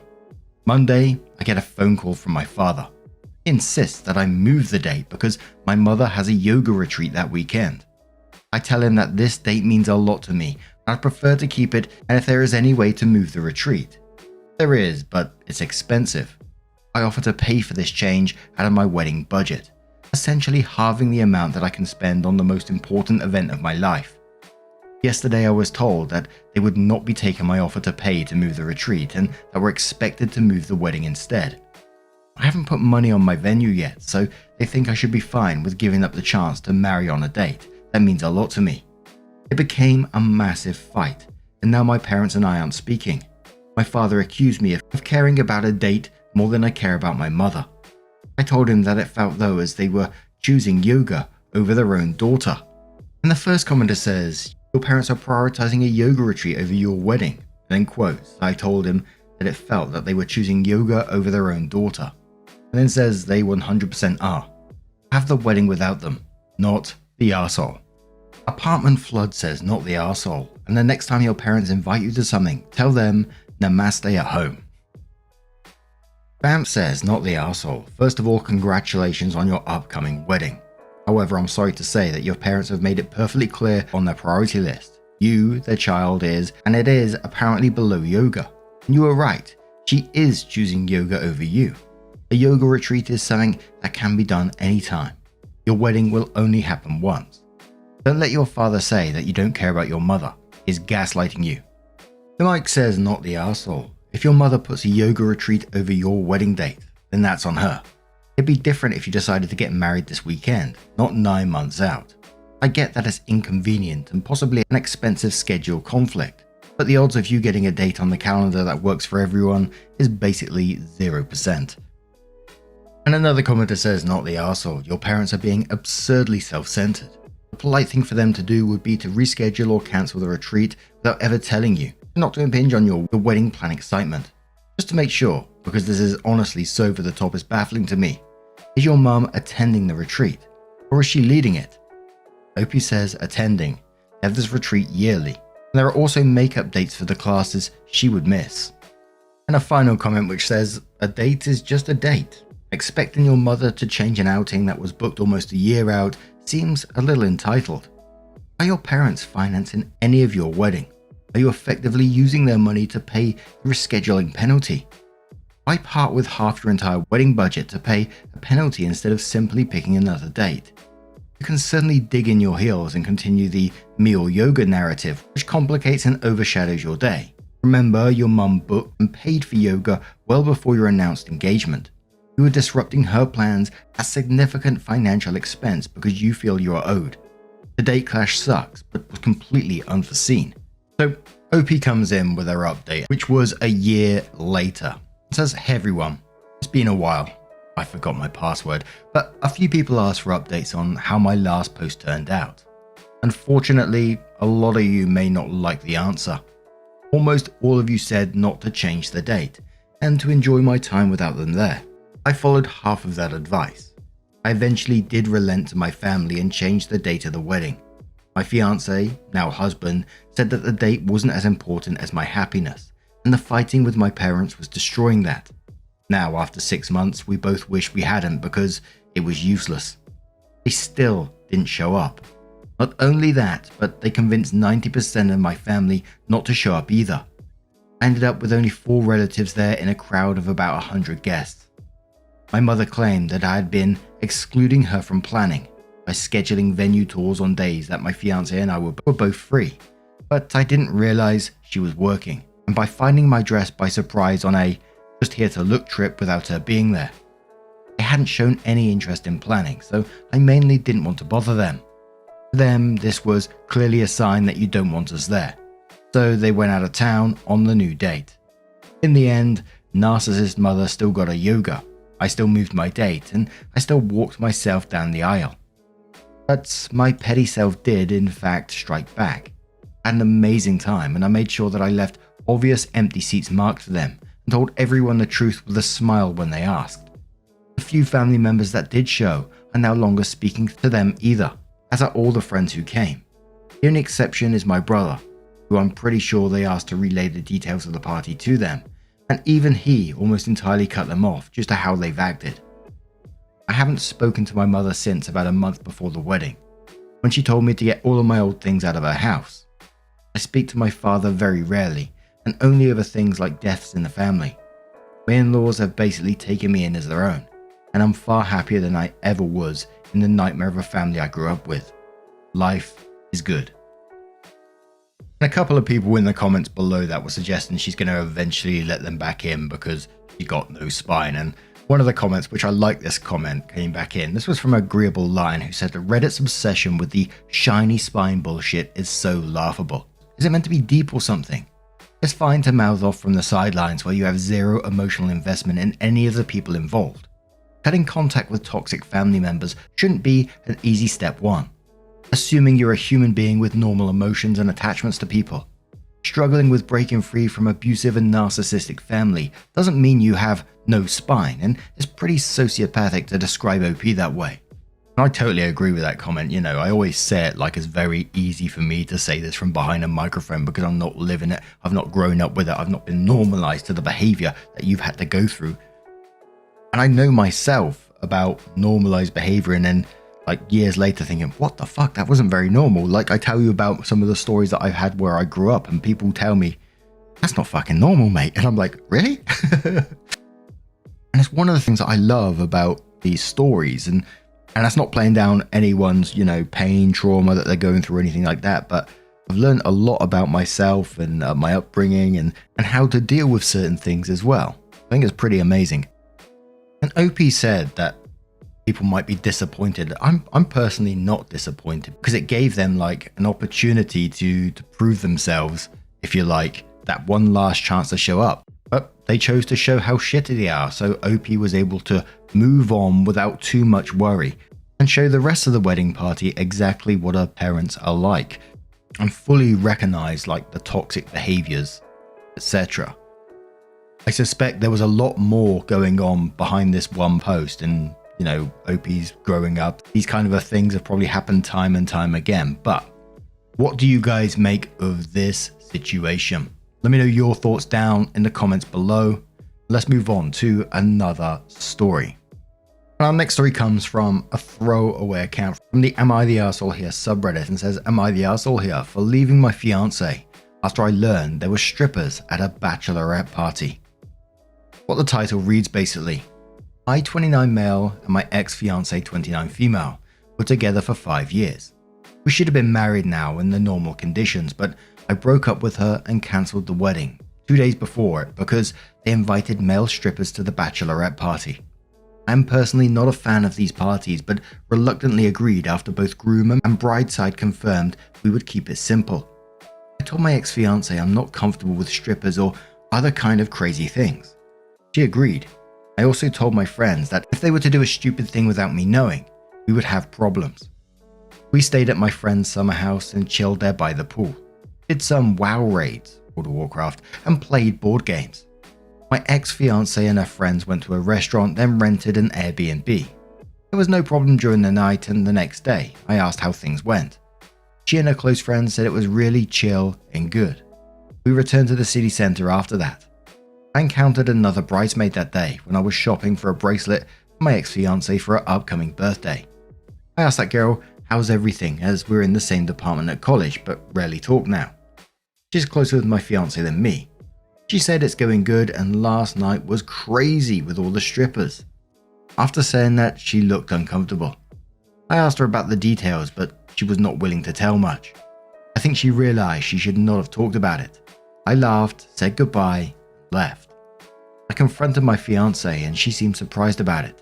She was denying it at first, then told me nothing crazy happened and one of the bridesmaids invited strippers. I reminded her that it was a strict boundary for me. I asked about the details, but she said there was nothing much with the strippers, just solo dances and that's it. I told her I need some time to think. Almost all of the bridesmaids messaged me, ensuring nothing happened when I was on my way back home. Definitely not coordinated.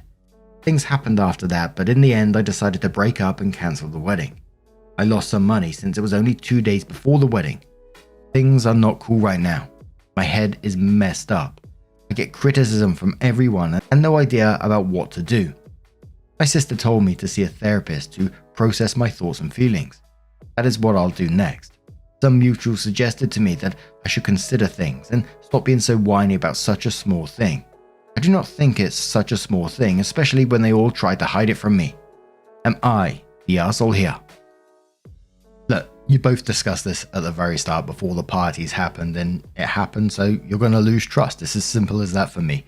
But it also felt like there was some trickle truthing going on. There wasn't much of it, but it went from like, it was really chill and good, bumping into the friend who said it was good and crazy.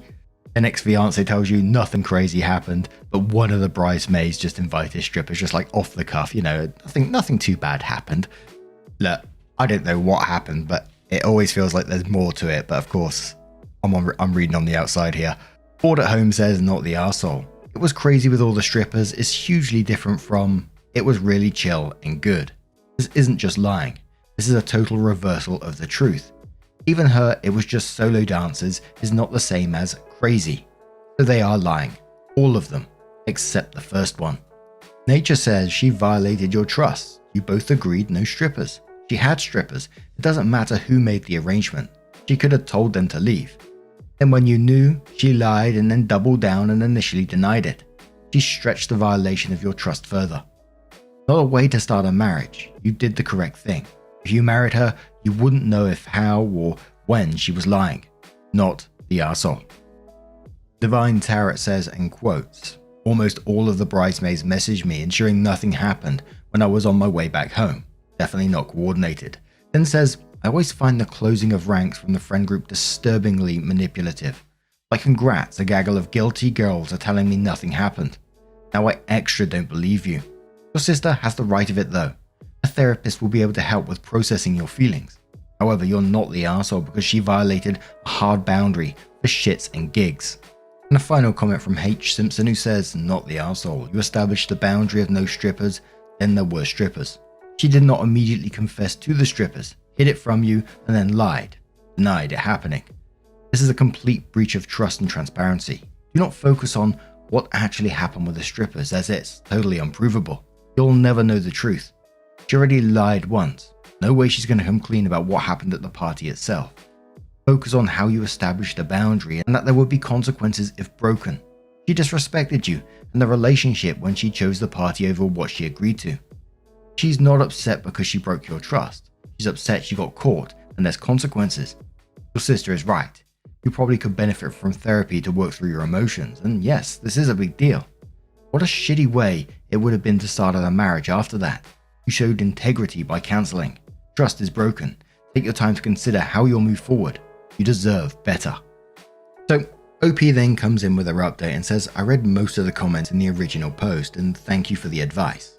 My problem was that, not her being blindsided by her friends, but lying.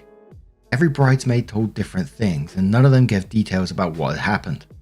I believe you can understand it just shatters the trust and makes you think there is something going on.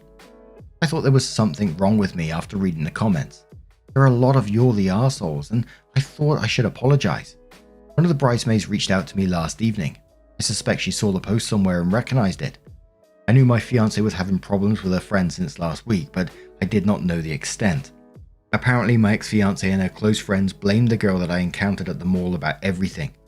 This divided the group and led into a verbal fight. I will skip the personal details here, but in the end she told me my ex-fiancée and other bridesmaids got sexual with the strippers. My fiancée was the only one who had a boyfriend slash fiancé slash spouse, at least monogamously, there to my knowledge. Also, I was told by her that my ex-fiancée was not blindsided with the stripper invites. She was happy to see the strippers and was relieved she had an excuse. I do not have proof for all of these, but I got a short video of girls making out with strippers. One of the girls is my ex-fiancée, and that's enough. She'd been trying to reach out to me since we broke up. I confronted her again. At first she denied it again, then it became we just touched. Then, okay, we kissed too. Okay, I gave him a handjob. Finally, I was coerced into doing these by others as I pressed on. I just blocked her after the last part. I did not see any need to learn further. I was hurt already, but learning that I got cheated on hurt more. I'm not sure if it's the full truth even now. I will never know, but all I can say is it hurts. I will go to a therapist. Do not carry my luggage to my next relationship.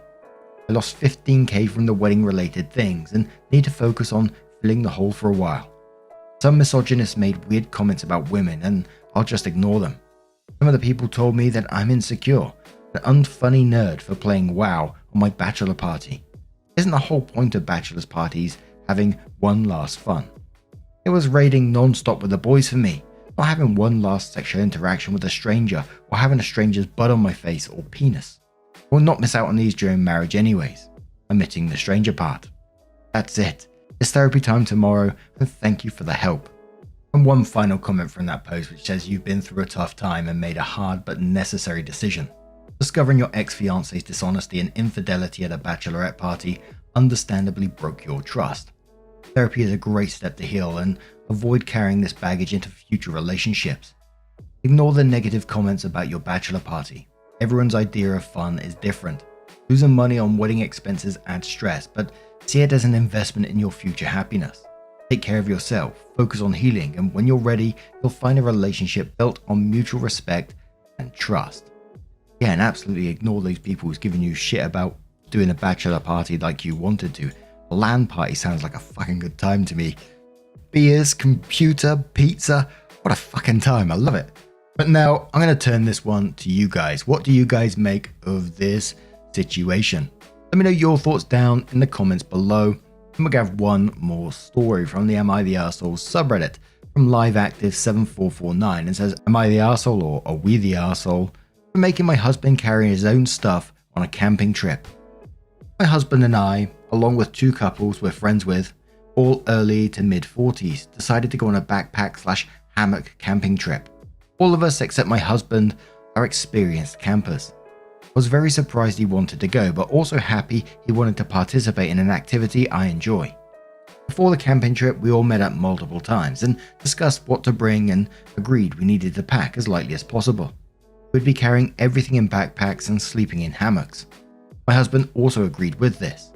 The day of the trip, my husband packed 8 outfits, 5 pairs of shoes, 4 pairs of swim trunks, and 5 pairs of pajamas, along with an inflatable queen-size mattress, matching sheet and comforter set, battery-operated air pump, portable white noise machine, laptop, tablet, portable hotspot and charger. There was some other stuff, but I don't recall what those were. Naturally, he packed more than anyone else. When we arrived with our friends to our destination, it was a several-mile hike to where we planned to set up at. My husband started trying to delegate to others who should carry what of his stuff. I told him we all agreed that we'd each carry our own gear, and that meant he's responsible for his. He argued back, saying he had more than he could handle and needed help. I reminded him that he knew how much to pack. There would be lots of hiking, and he didn't bother to use a backpack, but instead two full-size roller suitcases. He told me I'm being petty and he's new to this, so give him a break. He then tried getting our friends on his side by pointing out how it's his first time camping and he didn't know what to do. I interjected and said he'd been part of all of our meetings to prepare and he'd heard everything that was said and chose to disregard it. I then encouraged our friends to stick to our agreement of everyone carries their own stuff and said it's not fair to me or anyone else in our group to put extra burden on ourselves by carrying my husband's stuff because he made the poor decision to grossly overpack. After a short debate, everyone else ended up agreeing with me and my husband had to carry his own gear/stuff. My husband ended up being far more worn out than the rest of us because of how much he had to carry. Now he's tired, cranky and sore, and still saying I was unreasonable to expect him to carry all of that on his own. Am I the arsehole for making my husband carry what he packed? PTA, when my husband was packing, I reminded him what he needed to bring, and told him he's way overpacking to be practical. He insisted he needed everything he packed as well, as insisted on using the roller suitcases as carrying a backpack is too embarrassing for him. Now I was thinking, not like it's OP's responsibility, but if it was my partner, my wife, husband, whatever, and I noticed that they was seriously overpacking like OP said, I'd be reminding him, look, you're not going to need all that. You can't take all that because simply, it's not suitable for backpacking and you're going to end up either, exhausted or hurt. But the fact is OP did this and he insisted that he needs everything and carrying a backpack is too embarrassing. I'm just trying to picture this guy with two roller suitcases on like a hiking trail. And how long is this fucking hike that he needs 4 pairs of swim trunks? But Ditto says, you're not the arsehole, and says he didn't bother to use a backpack but instead 2 full-size roller suitcases. Oh, that image, man. It's not going to leave my head all day. Then continues, the heck did he think you were hiking to? The 15th floor of a Hilton resort. If you were an arsehole, you would have turned on the GoPro and posted the videos of him trying to drag those things through the terrain to your campsite. And I'll be asking you to post a link. Next commenter says, not the arsehole. He knew it was an unreasonable amount to carry. That's why he started trying to have other people carry his stuff before even starting out. You gave ample warning and planning sessions and he agreed to the terms. Good on you for forcing him to live with his crappy decisions. Who does that as well? Like, you turn up with all this crap and then you're insisting everyone else carry some of it as well. It's like, who's going to have my stuff? What the hell? And one final comment with a reply from OP. They said, not the arsehole. And it sounds like your husband is the guy that thinks he knows more than everybody else. He didn't use the wisdom of everybody else and he didn't listen to you. He was stubborn and he just decided to do things his own way. I think it's a great learning lesson for him. OP says he's very much the 99% of the time is convinced he's the smartest person in every room/situation guy. Oof. Now, I'm going to turn this one to you guys. Can you imagine that situation? Just like on some sort of hiking trail, this guy with 2 full roller suitcases. Imagine the noise he's making as he's dragging these buggers. Let us know your thoughts down in the comments below. Our next story comes from the wedding shaming subreddit. It is one that we've covered in the past, but there was 2 additional updates which we didn't see. So I'm going to be covering that story. I'll be covering the first parts of the story as well. So if you do want to skip parts of it, please feel free to do so. Timestamps are always down in the description and along the timeline below. Thank you. This is from lolfuckno. Great name. That says the wedding hasn't even happened yet and everything's already a train wreck.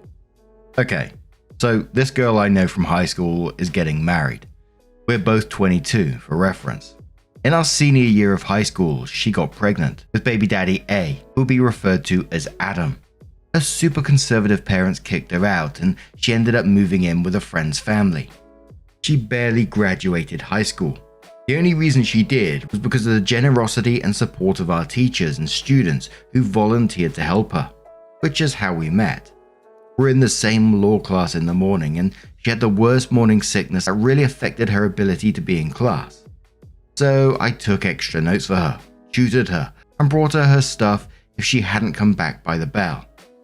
I was the only one who did stuff like this for her, and I know she really appreciates all the assistance we gave her. She had the baby a month after we graduated.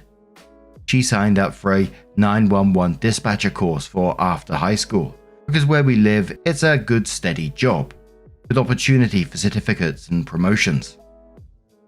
But she didn't realize how intensive the course would be, and had to drop out.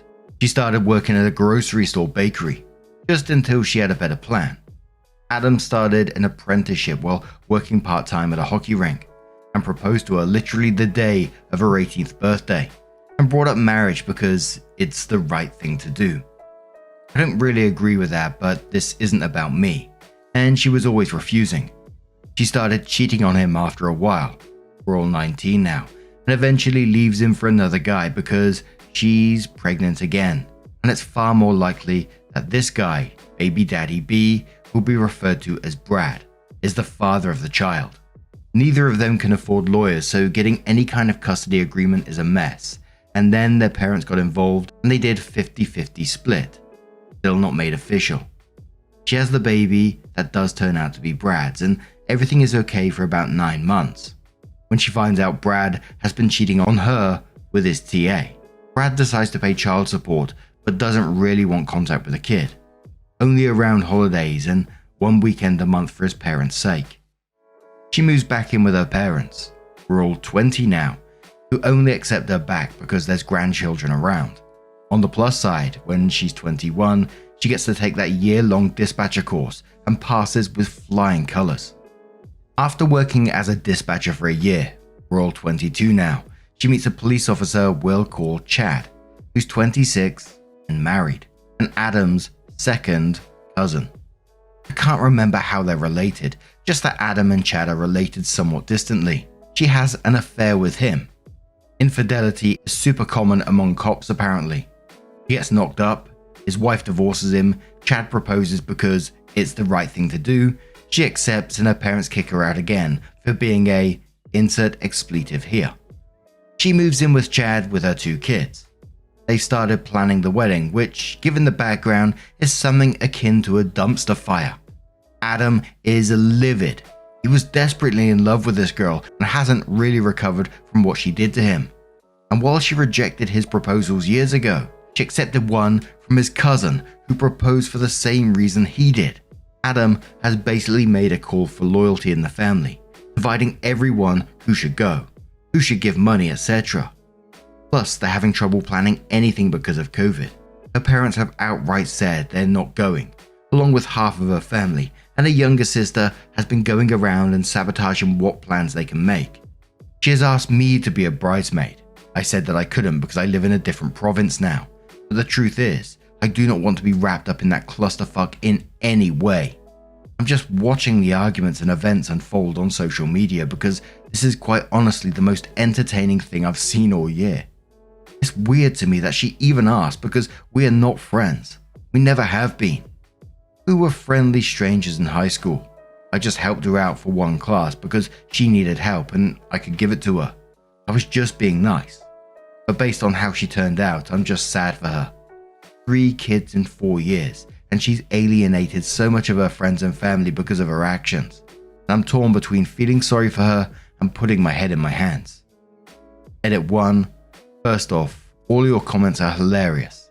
Second, I'm just going to answer some of the common questions. We're from a city of over 400,000 people. She just comes from the neighborhood that is made of either Bible thumpers or white trash, with no in between. But the high school we went to was in a completely different neighborhood than that. Our school had pretty good sex ed course, and they gave out free condoms and had resources to help girls get birth control. And they had programs in place if students ever got pregnant / were going to be teen parents. They also had one of those classes with dolls for girls who were high risk at teen pregnancy. But she wasn't high risk, so she wasn't in that class. I don't know if birth control just didn't work for her or if she never tried.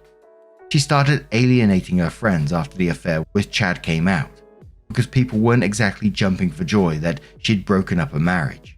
Chad and his ex didn't have any kids, thankfully, so there were less obstacles. When people weren't immediately ecstatic for her, she started getting very snippy, rude, and was calling the bitches out on social media for not supporting a new relationship or pregnancy. To be honest, I'm really worried about her health because having this many babies so close together is just not good for her health, mental or physical. People are also worried that Chad will cheat on her. If he'll cheat with you, he'll cheat on you, and think she should avoid marrying him so that she can just leave him if that happens. I'll give you updates as they come out, but so far, it's just a lot of yelling on social media, mostly from her. Some relatives slut-shaming her, and people are just really worried about her because, as funny as this doesn't seem like healthy behavior. Wow, I forgot how messy this situation is. Just going back, we got like loads of edits and updates to come yet. And like OP, I love a bit of drama, you know me, but can't help but feel how sad it is, this situation at the same time, you know, someone's life like this. And don't get me wrong, consequences for your actions, all that kind of stuff, I totally 100% agree with you. But when there's children involved at the same time, it always makes me feel really sad, you know, the environment that they're in, etc. But OP comes in with a second edit and says, first off, I realized I never gave this girl a name. For the sake of clarity, we'll call her Beth. I realized that I didn't mention this before, but all of these are fake names. Second, to everyone commenting that Chad is at fault for his marriage breaking up, believe me, I'm well aware of that. It is his ex-wife and her family/friends who solely blame Beth. Chad is also older than her and has more life experience, so I do believe that he could potentially be taking advantage of her naivety. However, she's also an adult who is capable of making her own decisions and has chosen to make poor ones in the past. Third, people are upset that I'm posting this story here, claiming I'm humiliating her. She's been posting about this mess on every social media platform since they got engaged in July. She put this out there long before I did, except she did so in front of friends, family, employers, and co-workers, as well as internet randos. Fourth, despite getting engaged in July and attempting to start planning then, I was only asked to be a bridesmaid 3 days ago. I knew that there was a mess going on, but I didn't really pay attention to it until she asked me to be a bridesmaid. I tried to ask what was going on. I said that she should talk to someone, but when she completely brushed me off, I checked her Facebook and Instagram and found out all of this. Fifth, I realized that I didn't really talk about how disastrous the wedding planning has been going. So here you go. They've had to rebook 3 times because venues and vendors keep cancelling when infection numbers got worse, even though their wedding was months away. Beth has been flipping between having the wedding while she's pregnant, then she's proud of her bump, and wanting to wait until they're born because she feels fat, which is unfortunate because she's been breaking down due to insecurity on a public platform. Beth is currently 7 months pregnant. Beth's great aunt is going to give her wedding dress to wear after she gives birth, but Beth's mum freaked and stole the dress from said aunt before Beth could get it and is now keeping it. The great aunt says she's too old to get in a fight and has shrugged it off. Chad's immediate family is paying for the wedding and has been cut off by the rest of their extended family for choosing Chad. Beth's wedding colours are pink and green, which is usually a nice combo, but the specific shades don't go great together. They are her and Chad's favourite colours, which is fine, but she literally made a video talking about these colours for 14 minutes on her Insta, and both of her kids are just full on bawling in the background, and she's ignoring them, and she's gotten some flack for that. Adam is finally settled into his trade, and now has hired a lawyer and is trying to get primary custody, and not allow his daughter to go to the wedding. He's planning a Zoom baby shower / bachelorette party, and has sent out a registry, and she's asking for crazy expensive things. She's also set up a GoFundMe to help pay for a honeymoon, and is making a lot of posts about how no one loves her because the fund only has $1,267 out of the $20,000 she wanted. I'll update when I can, but I'm still in school, and while I do want to help her, she's refused help offered in the past, and there's only so much of this I can take mentally right now. Update. Everyone. So some stuff has gone down, so it doesn't look like it's over yet. Sorry I didn't update sooner. Verona came back with a vengeance and totally messed up plans with uni and family. Anyway, onto the update. From the last update, 16th, lots of ranting and chaotic wedding planning on social media. She found a dress and has decided she will get married while pregnant. She found a local wedding venue that is very lovely, but I'm shocked she's still trying to book stuff with their previous venue cancellations. December 16th, her little sister unblocked her to call her a slut and tell her that her wedding plans were stupid. This resulted in a petty and entertaining Facebook war until little sis blocked her again on the 17th. December 18th, Beth went nuts on social media because Adam had kidnapped their daughter. What really happened is that because courts are moving at a snail's pace due to COVID, and Adam had a reason to believe that their daughter was not safe living with Beth, he decided to just not give her back. They didn't have a custody agreement, and when Beth tried to call the cops, they couldn't do anything because he was kinda right. There were dozens of videos on her various social media accounts of her ignoring their daughter, yelling at her daughter for crying and doing other things that toddlers do. It turns out that everything she needed was bought by Adam. Food, diapers, clothes, toys, daycare, while it was open, etc. On top of the unofficial child support he was paying every month, which turns out to be $500 a month. A number I find ridiculous because Adam was already paying for literally everything. Because she refused to buy anything for her daughter and insisted it was Adam's responsibility. Additionally, after the immediate post-birth appointments, Beth never took baby A to a doctor's appointment. She always deferred that to Adam. Baby A's pediatrician has never met Beth. Beth even tried to get Chad to push back or intimidate him or something. But the local police where we live are under one hell of a microscope after a bunch of dirty cops got busted a couple of years ago. Basically, the cops and the social worker they ended up calling ended up saying there was nothing she could do until they get to court. The social worker tried to get her to go to therapy and parenting classes, but Beth refused and went on a 15-paragraph long rant on Facebook about how she doesn't need parenting classes or therapy. She really, really does though, and called the social worker some choice words. December 19th to the 24th. Just a bunch of ranting on social media, calling everyone who doesn't enable or justify her behavior cuss words, slurs, and a whole bunch of other horribly creative things. Also, both she and Chad are under investigation at work now. She has no idea why. I'm going to take this time to remind everyone that 99% of this info is coming from her public social media pages, where her co-workers are friends, and place of employment is listed. December 25th. I am officially embarrassed to know this woman.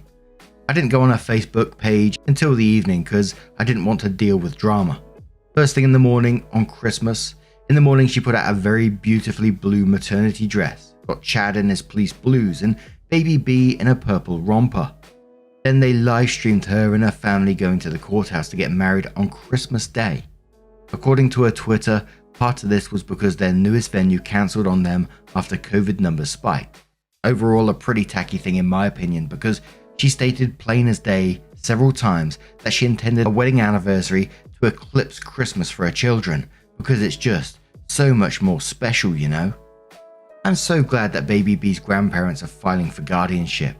But here's the thing, the courthouse isn't open. Because of COVID for one thing, but also because it's Christmas and Canada has a predominantly Christian history. She proceeded to have a full meltdown. And when baby B cried because, you know, the kid's mum was screaming up a storm and scaring her, Beth called her a "see you next Tuesday." So done with this bitch. December 28th. I ran into her at a vaccine clinic because we're both getting our booster shots. She didn't recognize me at first, but one of my old bosses, because I used to work at the hospital the vaccine clinic was in, called my name and said hi. So she came up to me after my old boss had left. We talked a bit and we sat down for the mandatory waiting period after getting the shot. She asked how I was, but didn't even wait for me to respond before she started ranting and complaining about her life. I was just going to sit there until the time was up and then just politely make my exit. But when she started talking shit about her kids, something inside me snapped. I just said, "Do you even like your kids? Do you like being a mum?" She got pretty quiet for a second and then said, "No." I don't know. Her voice and demeanor completely changed and we just sat in silence until our time was up. I said goodbye, but it was really awkward. December 31st. Today. I just looked at her feed and This is such a shocking what the actual fuck moment. She's thinking about giving up her kids. She went on about how she recently was asked if she liked their kids or being a mum, and how she realized that she didn't. She hates her children and blames them for ruining her life, and how she doesn't want to be a mum. I mean, nothing is official yet, but what the hell? I'll update as stuff happens now that I have time, but this whole thing has been a giant mess. Also, sorry for any formatting or grammatical errors. I'm not used to using Reddit on my PC. Next update. Okay, so some stuff has happened and most of it's good. January 4th, Beth and Chad stopped posting on all social media. I was actually a little worried she died. I mean, this woman posts everything short of her trips to the bathroom on Instagram. Oddly enough, this got people messaging or interacting with her social media pages because she was actually the one to start contact, and that contact was usually yelling. No one heard from them, and some people started to be like, should we call the cops for a wellness check? Until Chad posted a status saying that they're fine but are busy, please stop trying to contact us right now. Everyone listened, but it was weird. January 11th, I got a notification that Beth and Chad are active on social media again, but I didn't feel like drama, so I didn't check out any of their posts. January 12th, today, she messaged me on Facebook asking me to be her maid of honor.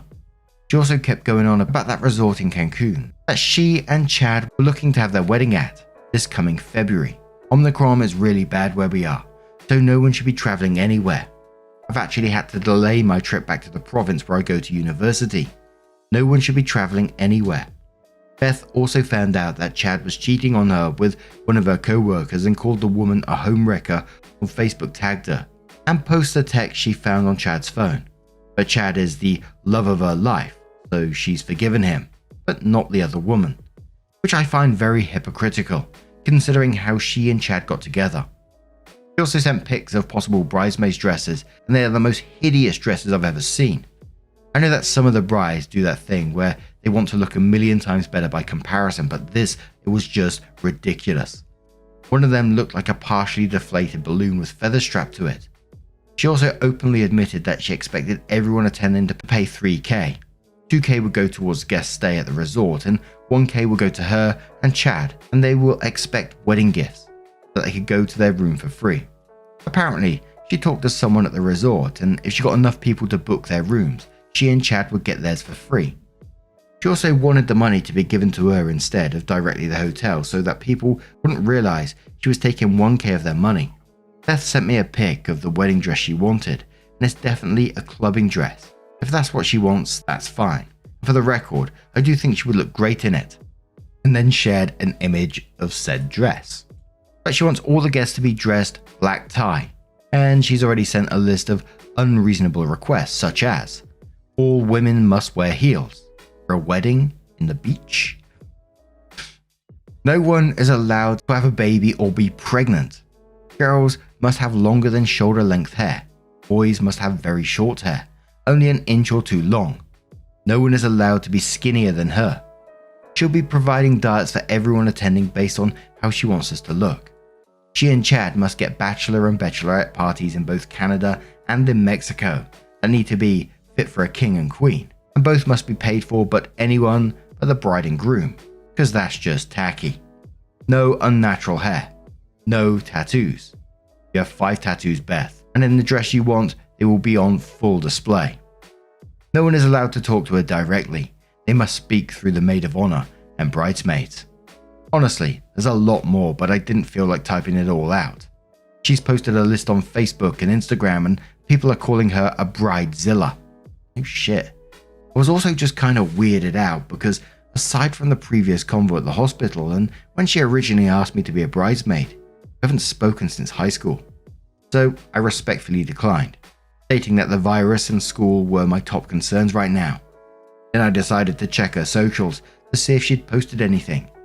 She had, and everything was basically how it was before the hiatus. Except their kids are nowhere to be found.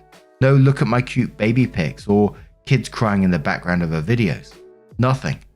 So based on her new pics of herself, she'd given birth to baby C. I mean, she's definitely still recovering, but she also definitely had a baby, and that baby is not on any of her socials. So when she responded to my decline with an attempt at guilting me to be a maid of honor, I asked her where her kids were. This was her response.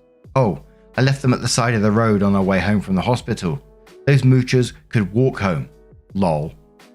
I was like, please tell me you're not being serious, especially because it looks like she had the baby days ago. And she replied, "I was just joking. You shouldn't be so serious all the time." Honey, you made a joke about child abandonment/abuse. You're not being serious enough. And then I finally got an update on the kids. Baby A is still with Adam. Beth signed away her rights. Baby B and baby C have been given to a mutual cousin of Adam and Chad, who is infertile. To be honest, I didn't need that last tidbit of info or 3-paragraph long rant about how God hates infertile women. I didn't even read all of it. I couldn't, and I didn't think that Beth could be so cruel to even think those things. I checked out the Facebook page of baby B's grandparents, and they're happy with their grandchild's new parents. It looks like the cousin and her husband are welcoming them to the family as another set of grandparents. We'll let them have access to B. So yay. One thing I do need to stress though, is that because of COVID, the courts in our areas are either moving at a snail's pace or closed. So none of this is official, but Beth and Chad have signed paperwork, and all that needs to happen now is presenting that to a judge. And when I rejoined our convo, she said the doc she had for baby C gave her birth control, and she was surprised because after her first pregnancy, she asked her doctor for it, but he refused to give her any. She mentioned that her old doctor was also her mum's and sister's doctor. She ended up asking the doc who delivered baby C to be her new doctor, so I hope that works out. After learning all this, my convo with Beth started to go downhill. Beth said, "Wait, did you actually think I would leave my kids at the side of the road? I just didn't want to be a mum, but I wasn't a bad one." I said, "Beth, I think you've been through a lot of trauma in the past few years, and that has gotten to you mentally, and that you should speak to a professional." Of course, Beth has been a bad mum, but she does need mental health help. I wasn't going to convince her to get it, or to not yell at me if I said that. She said, "What? You think I'm crazy?" I said, "No, I think that getting kicked out as a teen because of pregnancy and having your family actively reject you and try to sabotage you must have been very painful. Plus, pregnancy puts a lot of mental stress on women, and you've had 3 in such a short time span. I just want you to take care of yourself and get what you want in life. And I think that will start with you taking care of your mental health." Beth said, "What I want is for you to go straight to hell." Beth then calls me every cuss word, expletive, and derogatory word she can think of. One of the words she called me was a derogatory word about people from my ethnicity. My blood is boiling that she thought it was okay to say that to me. So now I'm on her hit list. She's been blowing at my social media all day. On her last Facebook post, she called me a slur. She said that she still expects a good wedding gift from me. Yeah, no. So I've blocked her on everything, and I've decided to completely cut off contact. This will be my last update. It's not. So, next update. Hi everyone. I didn't think I'd be making another update, but here I am. I don't know if anyone will even care, but whatever. I saw a YouTuber, Charlotte Dobre, great channel by the way, she's hilarious, do an entire video about this post on Facebook, which was funny, she did it well, and got so nervous that Beth was gonna see it. Turned out she's seen it and does not give a single damn, because as I pointed out, the majority of the info in the post came from her public social media. She also doesn't know who posted it. More on that in the update. I'm still no contact with Beth and have no plans to change that anytime soon, but we have mutual friends who have told and shown me what's happened. First things first, she and Chad did get married, but they eloped. According to all sources, they are completely and utterly miserable though. Chad has proven to be an overall lazy and unfaithful husband, and Beth has really gone into feminism with a focus on reproductive issues. After she started using birth control and Roe v. Wade getting overturned, even though we're in Canada, really caused tension in their marriage. As it turns out, Chad thinks that abortion is murder and God created women for the purpose of making babies. Beth tried to argue that not all women want or should be mothers, using herself as an example. And then Chad went ahead and used her as an example of why women should be forced to have kids, because in the end, she gave kids to an infertile couple. She didn't take that well and said that her entire life and future was ripped away from her and destroyed the second she got pregnant with baby A. Adam was never slut-shamed or demeaned like she was, both at home and at school. which is a fair point. Myself and many others were helpful and supportive, but there were a lot of people who judged the hell out of her and said really nasty stuff. That if she hadn't got pregnant, she would have gone to college or university because she lost the general and financial support of her family with that positive pregnancy test. Chad has made a Tinder account. Beth was informed, but it doesn't seem like she gives a damn. So basically, you could cut the tension with a knife. And with her family, her sister came out as gay and cut off or has been cut off from their parents. She got a partial scholarship, so she's doing okay. She and Beth are not on good terms, but have met up and acknowledged that their parents messed them up by being religious nuts, and their parents encouraged them to be competitive with each other and sabotage each other. Apparently their dad's motto is, competition brings out the best in everyone. Ugh. But they've talked and that's good enough for now. Neither Beth nor Chad have custody or visitation of their children, which Chad is starting to regret because he's suddenly getting more and more into church and religion. Chad talked to Beth about getting baby C back, but Beth shut that down hard and warned the cousin who adopted baby C, officially and legally by the way. Beth started going to therapy after she and Chad got married, which makes me very happy and excited for her. There was a rumor going around that Chad has a mistress, and it took me a while to confirm, but it's true. He's cheating on her with a paramedic and she knows. Beth is fully aware. I don't know if she plans to do anything about it or just continue to ignore it, but I hope she leaves his ass. I'm still not going to talk to her. She crossed so many lines, but she's grown and improved a lot, and her life would be a lot better without that sack of scum in her life. Now, I've given a few details in my post that should have revealed my identity to her, namely her asking me to be a maid of honor. I found out that she actually asked around 15 girls, including myself, to be a maid of honor, without telling any of us about the others, because she was trying to get money from all of us, and because her mental health has just been very bad and she needed help. And of those 15, 8 have been going to school out of province. And of those 8, we all had basically the same classes in high school, and apparently doesn't remember our discussion at the vaccination clinic, and had a major blow up with everyone she asked to be maid of honor. She knows it's one of 8 people and reportedly has no interest in trying to narrow that number down. Chad did the same thing with his groomsmen, but I don't know any of the numbers. Dear Beth, if this post gets forwarded to you somehow or graces your phone screen, leave Chad. He's trash, and you'll be much better without him in your life. And though I'm not willing to talk to you again because of your words and actions, I do wish for you to have a wonderful and happy life. And a lot of the comments on this one saying like this is very small town stuff. Whenever people talk about small town stuff, I don't know if it's wrong, I don't know if it's right, but what the images always pop in my head, and it's from like movies, and I know this is in Canada, but based on like movies from the US and stuff, I always picture those little towns where, you know, it's just got like a row of shops down each side of a road, and that's literally it, with a massive water tower with some kind of logo on in the background. But holy moly, what an absolute messy situation. I don't even know where to start with so much stuff going on within one story. You know, you got the wedding, you got, you know, the 3 kids by 3 different dads, the multiple levels of cheating in the story. It's just completely messy, isn't it? And I really don't know where to start with it. So all I'm going to say on this one is I really do hope that the children are happy and living a healthy life. That's all I can say. My brain always goes round in circles thinking about the kids with these kind of stories. Oh, I wonder what they're doing. You know, they're out there somewhere. But now I'm going to turn this one to you guys. What do you guys make of this situation? Holy moly.